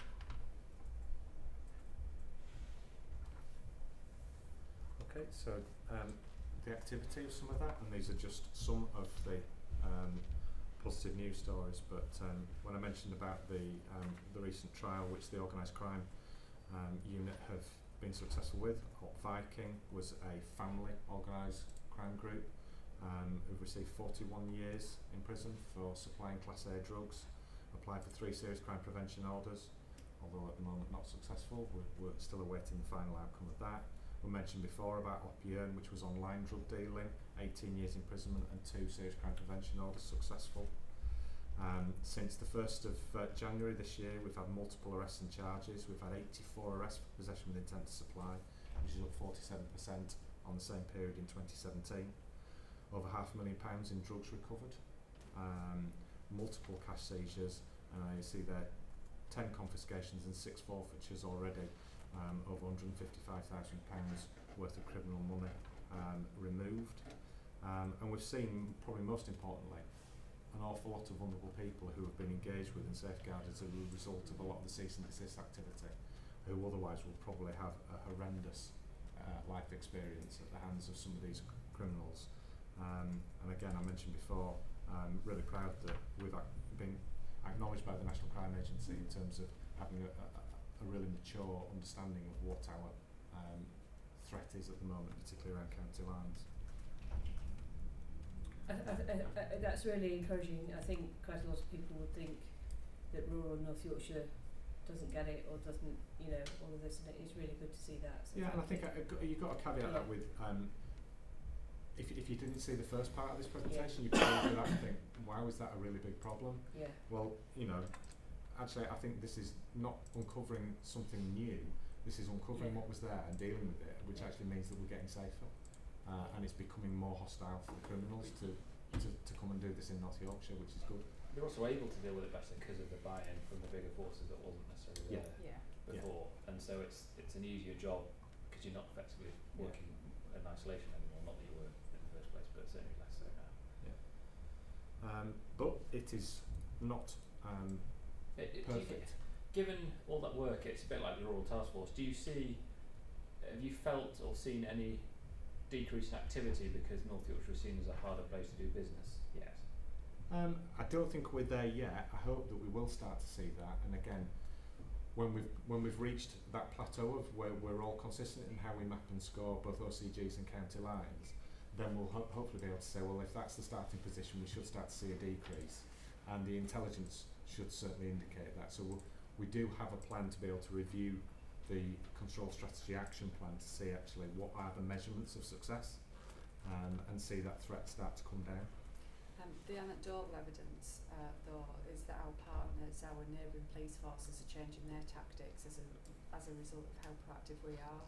So not only are we dealing with people as are coming across the border, we're going across there to pursue them and arrest them as well. And they are seeing that if criminals are on orders, we're pushing them away into the other areas, so they're having to change the tactics, and we've certainly had feedback from colleagues around that. Steve, I've got a conference call at 3, so I'm going to hand over to Will for the rest of the meeting, if that's all right. But there's some serious stuff here, and it is really encouraging to see the force responding to it. So thank you very much, everybody, for all of your work. And I apologise, I have to go. No problem. Can I ask an unfair question? Probably an unfair question. Given all the work that's clearly going on to deal with county lines, is there less being done on the other OCGs that are not related to drugs? So I assume there is a resource that can deal with a certain amount of work at once. County lines is a national priority, right? So has there been an impact on other elements of that work? I think it's probably fair to say that it's a finite resource we've got, but I think what we have recognised is by getting the buy-in from our neighbouring forces, who, when we say neighbouring forces, some of these are, quite a long way away from us. When we talk about the gangs unit have been really helpful in taking responsibility for their end of things. It means that what we're dealing with here is actually quite straightforward police disruptive tactics, which can be delivered by neighbourhood staff, by our own specialist operations teams, which means that we haven't really had to divert some of our specialist investigators from our organised crime or our major crime investigators, which means that we still can focus on those elements as well.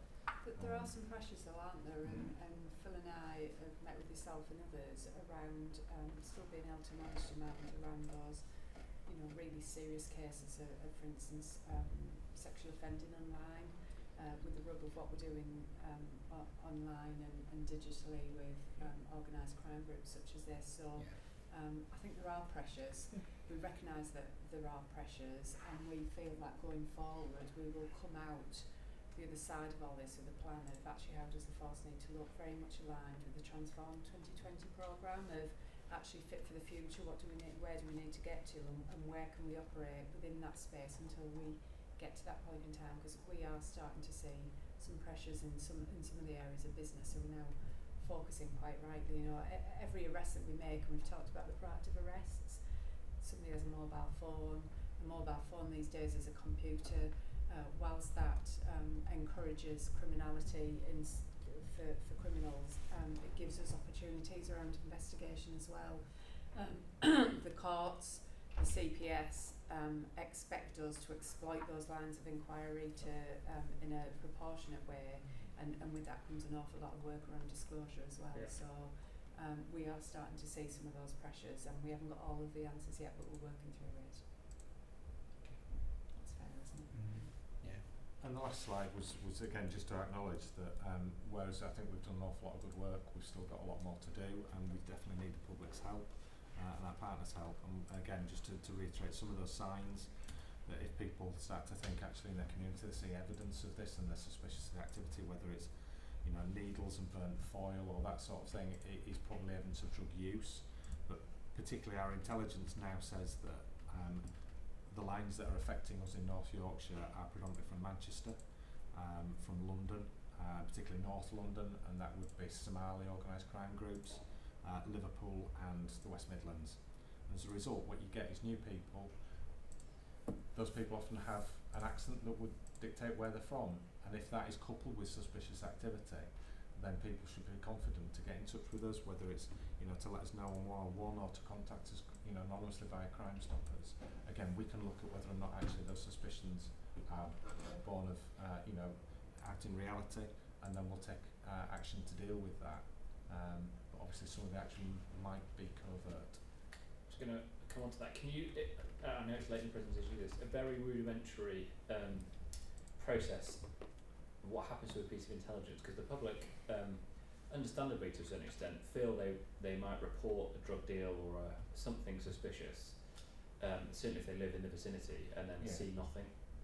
But that doesn't mean there's not lots of work going on, lots of which we've gone through. But can you explain sort of how that process works in simple terms so the public can understand that that piece of intelligence can be really helpful? It might not have a visible reaction for months potentially, but it doesn't mean it wasn't very helpful to have got in the first place.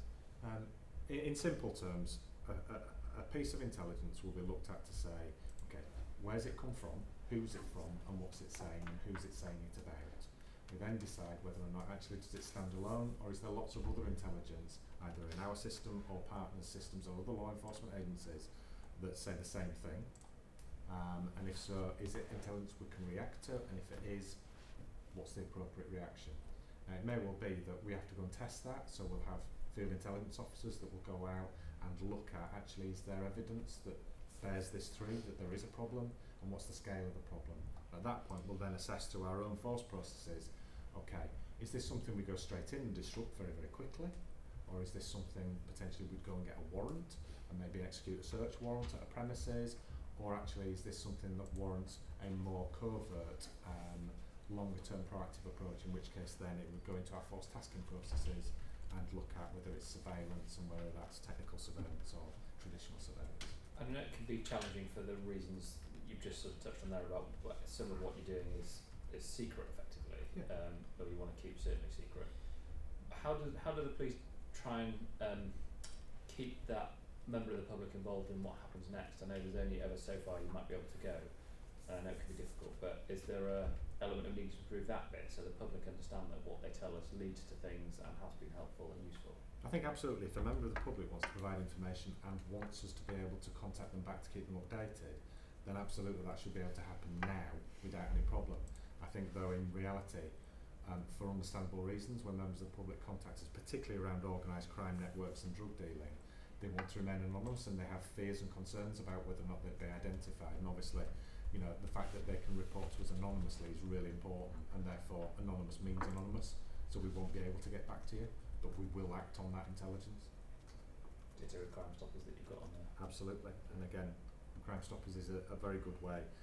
If somebody has any concerns that they can pass the information and it does come to us, we will respond to it, but it's done anonymously. Okay. I think that's it. Thank you very much. I don't think I've got any more questions. Simon, do we come to you for questions now? I think we do. Oh no, we come at the end. Yeah. Come at the end. We don't have any yet, anyway. Okay, fine. We'll move on to the next item then. So, item 5, we're on to our sort of monthly, repetitive, continuous performance measures. But interesting. Repetitive, but interesting. Well, they are repeated, aren't they? But yes, if we could move on to those, that would be great. Thank you very much. Should be Oh, sorry.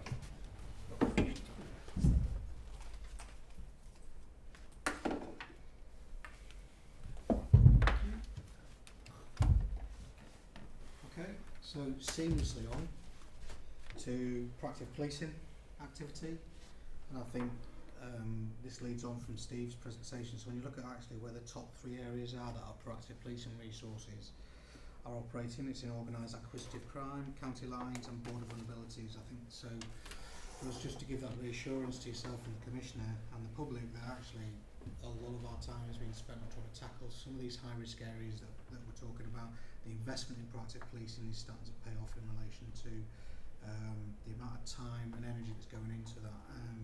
And then when I come on to look at the performance figures around some of the areas where we're seeing a rise in crime, we can see what some of that activities resulted in. What's the safer roads element of that? Yeah, so the safer roads element is, of course, that department is made up of roads policing officers as well, and it isn't just the roads policing officers that focuses in on that, but very much the drunk drive campaigns that you might see, the fasten your seatbelt and all of those, linked to 95 Alive and the activity that we do with our partners. And the other point I was going to raise, if I may, is this is about high visibility, high end tactic policing that is disruptive. That is why there is less activity around domestic abuse, child abuse and neglect. That's very much dealt with by other officers rather than people within this department. And we've been through this a couple of times in our office, but not quite finished yet, and engagement with Mark Bates. There's an argument to say some of these probably shouldn't appear on there because it gives a misleading view that you'd expect them to be looking at stalking, but you wouldn't expect firearms officers to be. That's right. So reducing victim harm is predominantly your response police officers, your detectives, your neighbourhood police officers. So when we come on to see the activity in some of the areas there, then you'll see that actually that's where a lot of their activity takes place around that. So you're right. So that top half is balanced with the other slides that are coming along further on. So just in relation to force control room, 999's calls, it's just worth noting that through the month of May there's been nearly an 18% increase in volumes of 999 calls received. Some days we're receiving a significant number in a short period of time. So for example, we've had 61 39s calls in a 30-minute period over one day. So again, it could be a number of things that cause that. It could be road traffic incident where there's lots of witnesses running in at the same time. It could be a variety of things that do that. So it is seasonal as well, isn't it? Yeah. We'll see over the start. summer. we're starting to see the rise, but this is what we're seeing there is as well as a comparison to previous Mays. So this is the highest volume of calls we've had in any May since 2011. So we are seeing it, not only is it a seasonal rise, but it's a higher rise than we have seen in a significant number of years as well. I don't think there's any actions on the back of it, but there are some interesting questions. So the speed of answer is not that dissimilar to April. A couple of seconds I don't think you'd even necessarily notice on the telephone, but the number of abandoned calls are much higher. So the abandoned calls. So some of the impacts that we've got in relation to this, in particular, more in particular for the 101s on the following page, is we've got a lot of new staff just starting again in relation to May. So there's tutoring been going on. They're starting to answer the live calls. Those calls therefore take them a bit longer than somebody that's seasoned in relation to taking those.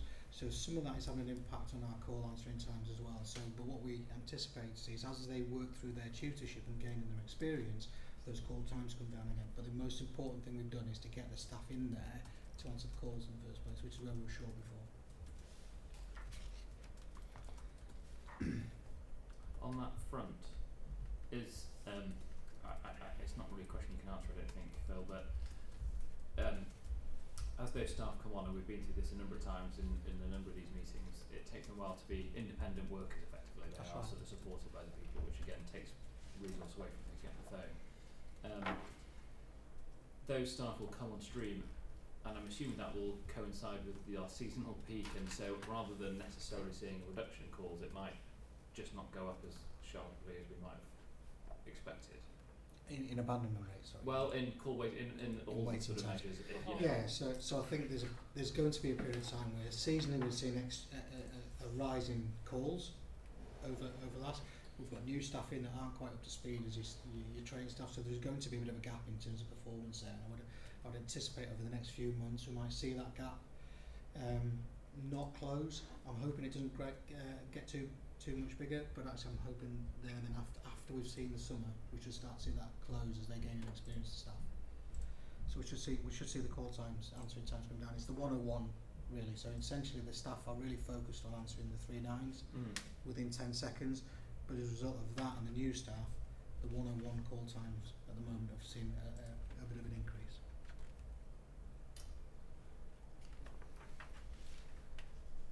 So moving on, again the next few slides are breaking down for each of the commands. So this one's York and Selby, but they're pretty much replicated for the other 2 commands as well. And again you can see the significant demand that we've got around public safety and welfare calls for service. And again you can see this is the area where our response teams are predominantly focused. The second area to that is crime. But again, if you compare the amount of time it takes to deal with a crime compared to public safety and welfare, despite there being almost there's double the area of public safety and welfare calls, it takes near enough the same amount of time to deal with half as many crimes reported. That's due to the investigative processes and all the other things that are required in relation to those. So whilst crime looks like it's a lot lower than that area of business, it's taking up just as much time. So again, we need to look at focusing on working with our partners on how we can start to reduce the demand in some of those areas to allow us to focus on criminal investigations. So I'll just jump forward through to the county, because Scarborough and Rydal's pretty much the same. So again, in the county, I think significant for me here is you can see, whilst the crime levels aren't as high as the other 2 areas, the demands for roads-related incidents are higher. So again, that's your Craven areas, Richmond, Hamilton, where we've got significant issues around roads related. You can see County Command receives more support from Roads Policing Group, and also the PCSOs in that area helping us out more in relation to that type of demand, because it's more appropriate demand for them to assist the response teams in dealing with, as opposed to the crime demand and some of the other demand that the other 2 commands are facing.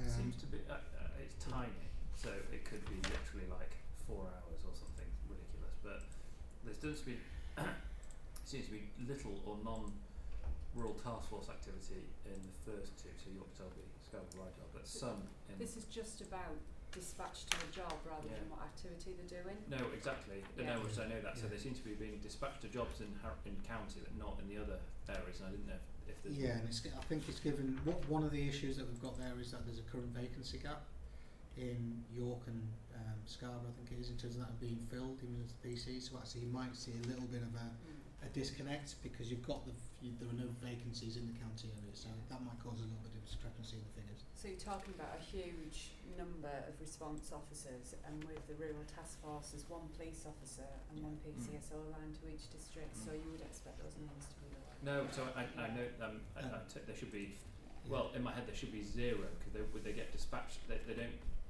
they're sort of mixed between proactive and... No, but there would task. always, if they were the nearest and most appropriate resource, we'd always dispatch whoever it was. Yeah. So you'll always see some other areas of policing being dispatched, but they're not predominantly a response function. Yeah. And the reason is we're in the process of filling the vacancies in the other areas. So there's an officer to dispatch in the county from the rural task force. At the moment, we're filling the vacancy in one of the other areas, which is why the discrepancy is there. Mental health in relation to it. This, I think, what's looking at here. So of the volumes of concern for safety incidents we've had in April. Of the 1,263 concern for safety ones, nearly 36% contain a mental health tag. And again, you can see the percentages of those incidents. Domestic violence, it's nearly 16% of domestic violence contain a mental health tag. Missing persons, 27% contain a mental health tag. And again, as the training percolates through that we're doing in relation to mental health, I anticipate we're seeing that as an increase. That should help us gain a truer picture around actually some of these incidents that we're dealing with. What's the impact of that? That opens up then different referral pathways available through street triage and the mental health nurses in the control room. From last month, again, the figures weren't available for Scarborough. I know there was we wanted to check what that would look like. So again, I think you can see from April and May, there's a significant increase in Scarborough for the use of mental health street triage. York and Selby, I know we've had some staffing issues, so again, I'll be picking that up with local command to see whether we resolve those and whether we can start to see that increasing. So again, April was where we saw the staffing issues. May it's starting to pick up. And I'll double check through in terms of when we see that. Can you bring an action back on that just to update? Because from memory, the Scarborough and York detentions were always pretty similar. So you would I assume street triage numbers would get to broadly the same point, reflecting a similar kind of figure. Yeah, It's got to I'll be bring you more, back but some. I'll bring you back some detail on that because I think it's to do with staffing levels, working hours. Yeah, those sort of things. I mean, those 80 there won't be the people that we'd have previously brought into custody because those figures are always lower, and they're more about people right at the far end, aren't they, of crises, whereas the triage is dealing with people from that point up. Yeah, no, totally understand, but I think historically those figures have been much closer together. You certainly wouldn't expect from a community makeup point of view, you wouldn't expect the figures to be so different, and from the demands that we get. So I think it's like Phil's saying. I'll have a look at bringing that information back. And concern isn't the right word, I don't think. Section 136 detentions, we went through quite a good period, I think, of having quite a lot of zeros on that board, and I know there's only one, there is a 3 There's there, only one, but that's 6 over a 4 month. It seems to have picked back up again the number of actual detentions in custody.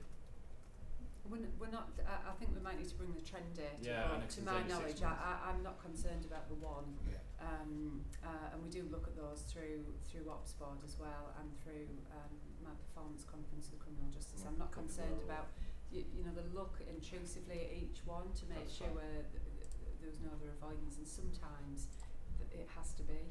That's fine. I'm conscious with there's various other just wider discussions about places of safety and all the rest Absolutely, of it. So, yeah. I mean, I think when you look at the top figure, 1,700, just over 1,700 mental health incidents with a mental health qualifier. So there's a significant rise as you go through the months. Yet those detained in mental health suites isn't rising in comparison with it. So we're dealing with more and more incidents, mental health related, but we're not seeing that the increased use in the 136 custody suite. I suspect on the top table, actually, that's just catching up with reality. If you know, it's probably a recording practice as much as anything. I don't think Potentially. But anyway, yeah, I as long as you look at each one and you're comfortable they're appropriate. We just had I just remember a good 3-4 month period where I don't think there were any for a couple in a row, but I'll leave it there. Okay. So against section 136 use, places of safety, I think something significant in relation to this chart for me is you'd anticipate the 67% area concern for safety traps. The bit for me here is looking at actually there's 15% of our missing from homes and 6% domestic incidents that where mental health power is being used. So again, for me, that's I'll be going back to performance teams. So actually, what is the follow-up in relation to those individuals? Actually, so is the missing from home and the domestic incident a symptom of the mental health, or is it the other way around? So again, we need to understand some of that data as well, I think. Mode of transport as well. So for us, 20 out of the 33 individuals transported, so 20 were transported by police vehicle. Yeah. Only 13 by ambulance. And I know it's certainly on the agenda at the Crisis Care Concordat again, and I was speaking to a member of the public about it this week actually. I know lots of work's been done to try and remedy those figures to sort of little avail so far, but that's the bigger issue, isn't it, compared to whether it's a 0 or a 1 of the number of people through all those arrests and detentions in custody each month. Whether it's a 0 or a 1 can be, because numbers are so low, can fluctuate, but that for me is I also wonder just that it's just not the place for somebody to be. No, totally. And well, in the top right corner, I wonder whether the on first glance, and it might not be like that once you look at it in detail, the high number of detentions in York might be as a result of less street triage, being able to divert people slightly earlier, potentially. It could be, yeah, So it could be. So that's, and again, it might be that the officers have made the decision on the ground before, because the place of safety's closer. So they're the kind of things I need to go in and have a look at. I think, and get that understanding.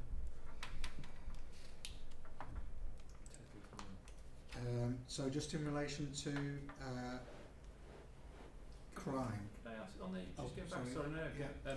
The time spent. It's interesting Yeah. every month. Could we ask to add a trend type to that table, if it's possible? And if it's too complicated, that's fine, and we can discuss it separately. But Okay. we'd like to think that would the better policing partners get at dealing with those in mental health crisis. You'd like to see that come down, ideally, because the less police involvement, the better, generally speaking. Yeah, I think it's better for the member of the public, to be honest. Exactly.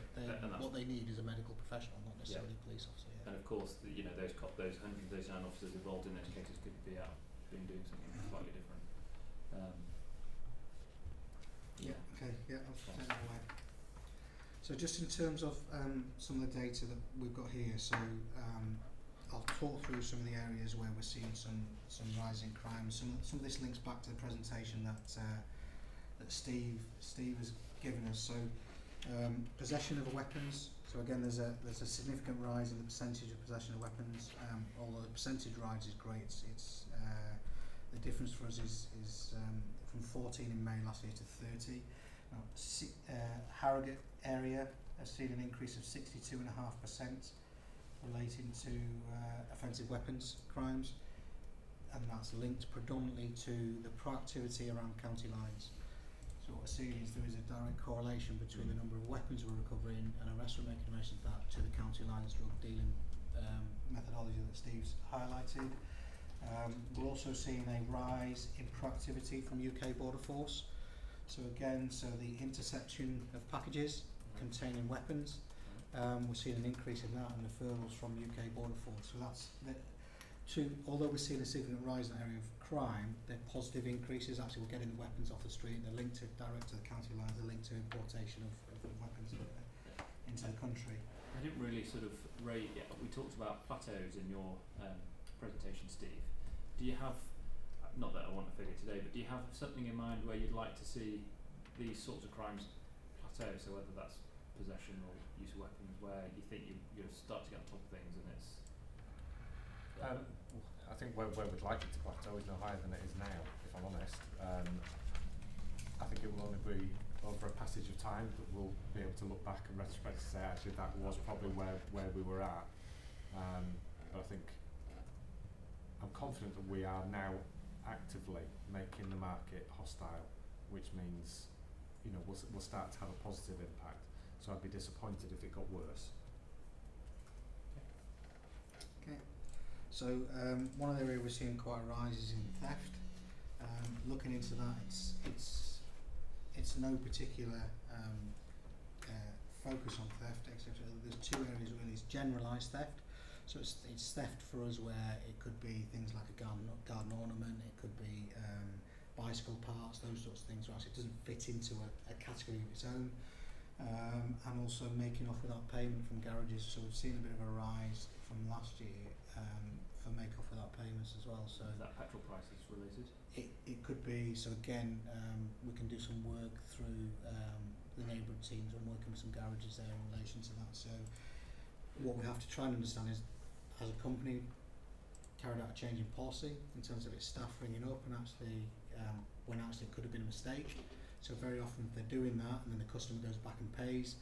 They don't come back to us and say actually it wasn't a crime. They've come back and said it was a mistake and they've given us the money. We're left with a crime that's recorded. So so there's some work around doing that as well. I know so a lot of work was done last year, so we just need to check whether that's embedded or not.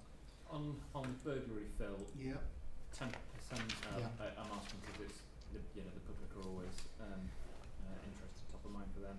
Yes, absolutely. Any particular trends with that? I think anecdotally we hear it's a sort of cross-border issue, but whether that's Yeah, so we're seeing some of it is linked to the Cuckooing and the Right. county lines. Some of it is linked to that, but there is. So you see, we have seen a rise in burglary in Scarborough area, York, Selby, and there's been some up in Craven and Richmondshire area as well. So it's kind of spread across the force areas. So, for example, for York, the burglaries for York and Selby area over the last since April, there's been 11 arrests. We've had one conviction with a 6-year sentence, one DNA result is outstanding. So lots of proactive work going on there.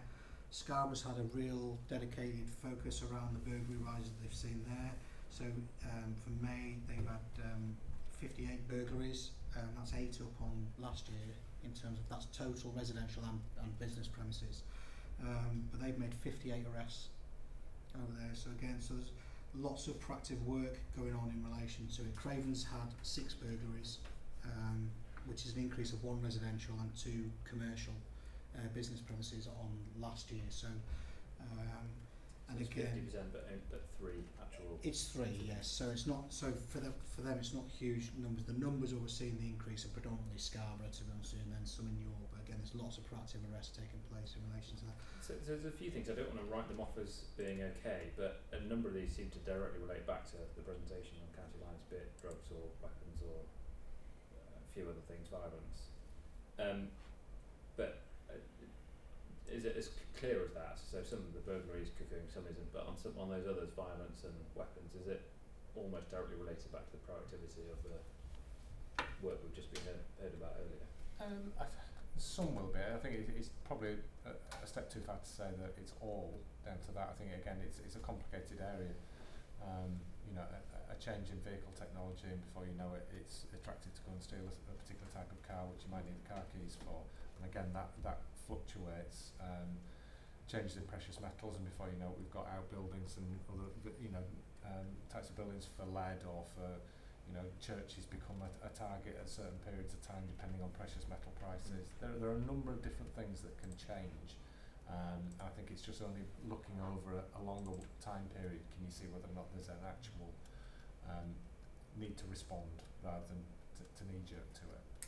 So we see, so for example, reporting of historic crime, looking at the trend data there, what we see is that our spikes in reported historical crime come from when there's a social event that takes place. So for example, Harvey Weinstein, we see a spike in that. When there's a campaign in relation to areas like Me Too and other campaigns that have run, we will see a spike in recorded. And the majority of those historic cases sexual related? Well, in terms of the ones where we see, it depends on the campaign that's running, but yeah, from those campaigns, yes. Of course, but so I'm seeing sexual offences going up, Yes. both rape and other, but how many of those are historic and how many are, is there just a general increase because of improved reporting, better confidence, etc., etc.? It's hard, because it doesn't say which of those historic crimes are related to what crime. It's hard to sort of put those two together.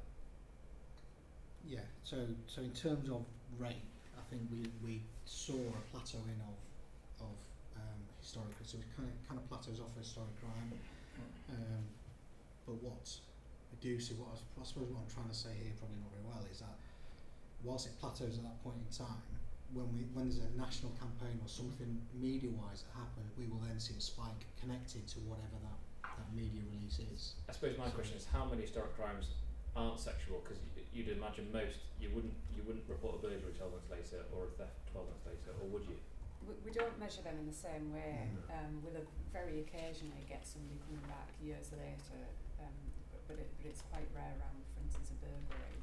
But we do know that with the way that victims are feeling, it's quite often as they grow older and they look back, and the culture of society that they might felt they weren't going to be believed, they now are believed, and people are continuing to come forward. But the national trend is that whilst people have hung on to their awful secret and been a victim for so long and are now coming forward, that that huge spike that we saw is plateauing. That doesn't mean that everybody's come forward, because there's still always going to be that situation where people grow older and look back and think, this happened when I was younger. So we will always get an element of non-recent abuse reported. No, sure.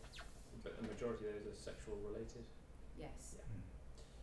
Public order, is that Kirby Misperton, the increase in public order offences? No, I wouldn't say it's directly No. connected to Kirby Misperton, Certainly not for because me, no. a lot of the Kirby Misperton was. I thought this was year to Yeah. right, but that's Yeah. just the month. I get it. Yeah. So again, looking at the violence without injury as well, we've had the changes to recording for harassment that we previously discussed, principal crime recording rules changes. So the work that we're doing in relation to what we anticipate to see overall across our crime figures is potentially a 25% rise this year as a result of those changes that have taken place. So again, we're doing more detailed work to try and understand that, but we anticipate that by year end, without taking into account any actual rise on crime on the street, that we would see a rise of 25% anyway. So I think that's something for us to bear in mind as well, and that's where you see the violence without injury. Although there's a 43% rise there, a lot of that is down to crime recording changes for harassment. Understood. Whilst no one wants to see lots of red, and it does look very red, there are clearly good work being done on bike theft and shoplifting, which have been historically quite challenging, I think, for North Yorkshire Police. Yeah. Is there anything, what particular has been done to bring those particular crimes down? So I think just in terms of those, again, it depends. Sometimes it depends on actually what type of crimes flavour the month to be committed. When you look at York as well, York's done a lot of work and shared that nationally around reduction of cycle crime. So working with the community safety partnerships, working with the local authority and others, and even actually the local stores that sell the bikes in York to make it harder, putting in place education on what types of locks to buy and different things. I think people are a lot more aware, certainly in York as a cycling city, around some of those challenges. The officers are aware. We're using the intelligence in relation to who it is that's going out and committing some of these crimes. Albeit last time, I think a couple of years ago when we analysed it, there was several different offenders and it was really hard to keep track of. There wasn't any particular group. But I think it's just for me, the benefit is that seeing in York is around the partnership working and actually going out to places like Oxford and Cambridge and other cycling cities to get the benefits of what they're doing as well. Right. Shoplifting, anything? Because I get from memory, and I could be wrong, that's been up, I think, albeit not loads. I think it's been up a bit, so it's good to see it back down. Yeah, the proactive policing teams actually have done quite a bit of work on some of our main shopping centres. So your designer outlets and places like that have traditionally been hit for your organised crime groups coming in. So we're seeing successes from the work that they're doing around actually dealing with some of the more organised shoplifting. And that's been promoted on a lot of TV programmes nationally, so I think that's further, it's one of those things about creates a hostile environment for people to think, oh, we'll go somewhere else because they're all over it. Yeah. So this one really is just to highlight is, although it's the domestic incidents, it's just showing the glitch that we had in the software. So when you look at March on the columns, it looks like rural and urban volumes have reversed. That's been a result in a change of software on Storm, our command and control system, let's flip that around. So we're just working on that at the moment to get that back, and then we can look at that, backdate that data. Sure. Given Julia's role in as chair of the National Crime Network, and obviously being very interested in rural crime generally, not necessarily today, but either as an action or just outside the meeting, understand what that change is and how it affects things, because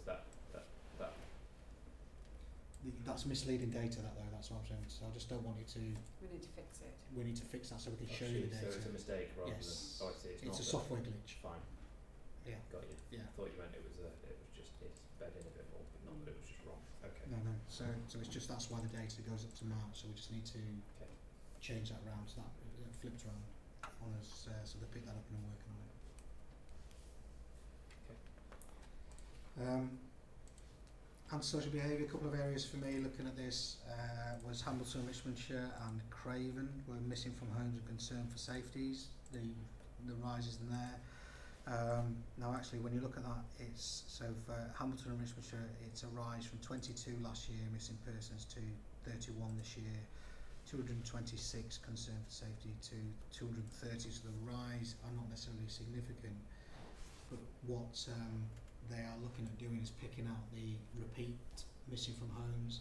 They're working with the local authorities, they've got plans in place to deal with those locally through partnership approaches. So again, I know both Mark G, who's a local inspector, and Lorraine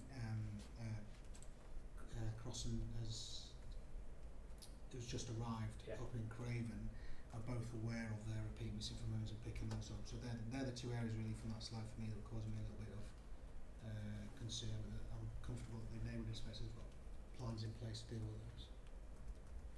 And the point that the missings from last year, the repeat missings from last year, are not the same as this year either, they're different individuals. So none of the individuals that went missing from last year are going again missing this year, so they've done the work on them already. For the public, is there a typical person who goes missing? I think often there's I think they're split into two camps in the media. It's either young people running away from home in that kind of scenario, or older people might have a medical condition going missing from home or care. Mental health. There are a lot of people right across the age spectrum that have got mental health that go missing. Yeah, I think that's the main factor for us. And then again, it's working out whether or not the mental health is the cause of them going missing, or missing is the cause of them going mental health. It's looking at each individual set of circumstances. This slide I think we've already talked through, which is predominantly showing the rise in burglaries, which if you're comfortable with, I'll skip over that one. And then this is the Rural Task Force activity. Hopefully this is a slide that you wanted including from the previous month to show the activity there. So again, they're focused on creation of rural watches, so particularly the one at Helmsley is about to be established. Further volunteer recruitment's going on in Craven and York, and we've actually got our volunteer coordinator Sue Proudfoot's been put forward for an award in relation to work she's been doing, so that's fantastic news. And then there's the PC Scarborough and York vacancies that we talked about, in terms of we're just awaiting those to be filled. So some of those have been recruited, we're just getting those in post, which is why you saw the drop off in the numbers of attendance at the other ones. Proactive wise, Operation Psychic continues, targeted response to quad bike, plant and machinery theft from farms. And again, the crime prevention advice from Operation Woolen, it continues. I mean, that's huge, isn't it? They visited 6,500 out of 8,500 farms and smallholdings. Yes, I thought it was more than that actually, which is still, I mean, 6,500 there's loads. But interestingly, we'll have the results of the National Rural Crime Survey soon, which might help them target future engagement. So farms being one, but I think as in the 2015 survey, I suspect actually young families need a bit of engagement as well that are more rurally based. But anyway, that'll come out in time. So if we see in terms of some of the rest that the team have made, they're into areas of wildlife crime, rural crime, particularly around quad thefts, equine crime, and again, and then they're doing some planned training for officers just to bring up the knowledge of officers working in those rural areas as well, around the different types of crime that are taking place, and also for our new force control room staff that's planned in. Problem solving plans now in place for poaching. raptor persecution, equine crime, fly tipping, plant and machinery theft. So again, in particular, fly tipping, Superintendent Paul Abou's been allocated as the force lead to work with local authorities, and Operation Eyeball is set up and running in relation to working with local councils and setting up days of action and prevention in relation to fly tipping. I'll catch Paula on that separately, but suffice to say, I think fly tipping will be a large part of the survey results as well. Yeah. And it was last time as well, wasn't it? Yeah. And then finally, for those over 20 calendar events planned through the summer for engagement. So I presume there's is there a definition of engagement? Just from knowing what I know about the Rural Task Force, on the bar across the top, hours spent on engagement is 0, which is somewhat surprising because I know they do an awful lot of that. So some of the numbers seem slightly lower than I might expect. Some of that might be because of the gaps you talked about, but even then, I just wonder if it's not being just quite recorded properly. I think that's a data glitch, to be honest with you, because when you look at they've been out there marking items of property. Yeah. They've been follow-ups at farms, so they're doing significant amounts of engagement. There's 20 planned in over the summer. Exactly. I think that's a data glitch, to be honest with you. And then the other thing that was of interest, we had it in a slightly different format last time. It was a different structured table, and I can't remember all the details, but it did have responses to road traffic collisions on there, which was forming a much larger part of what they did than I think I thought. That's not on here, so it'd be helpful to get that back to understand that part of their job. Because I imagine in a course of engaging with the public in those rural, sparse areas, they will be closest to a motorbike accident in the Dales or whatever, and understandably will be first on the scene, but it's just understanding the impact that has on some of their other work that might be planned. But I think what I might do, if it's okay with yourself, is see if I can get a member of the performance team to come across the LPCC and just it's probably easier than me trying to pass it. Of course. I think if it you just was it was on their was on their sort of if you look at one of the previous slides though, for calls for service and the link with roads, when you look at the Rural Task Force, there's hardly anything there, is there, around what they've responded to? No, there wasn't last time. That was why it was interesting. It came out in the Rural Task Force slide, so they didn't. It wasn't. Don't ask me how the systems work, whether they get dispatched or not, but they were certainly spent a decent proportion of their time responding to road traffic collisions. So in City Command, they've responded to 1 road traffic collision. In the course, they've responded to 1, and in County Command, as you would expect with the higher number of those types of jobs, they've responded to 8. Okay. Alright, well I'll get the slide back that we had a couple of months ago that had it on, and we'll just be recreating that maybe that was a very high, either that or they take a long time to resolve those. It could have been that month that they've been involved perhaps in some road closures, assisting with those, which again is the resources that we sometimes need to use. It could be that maybe, but we can have a look. Because again, the data that Amanda's run out will be pulled from Storm. The tasking sheet comes from the officers themselves, so it could be that they're secondary at that and not recorded on Storm. So it could be a combination of factors. But I'll speak to Mark Banks and ask him to link across for you, so we'll get that right for you. Great. Okay. And then that's it for the. Dare I ask, on the task force, do they have? I think it's been resolved now. Their vehicles to be accessing the terrains and the jobs that they need to. Interestingly, it was on my mind as we were going through this, and all but one of the areas that had been, it was resolved, and then just to the reallocation of vehicles, there was one area that I've tasked the superintendent with looking at, and I spoke to him just about a week ago now, and I was pretty sure he'd resolved it, but I am going to follow that up. But to answer the question, yes.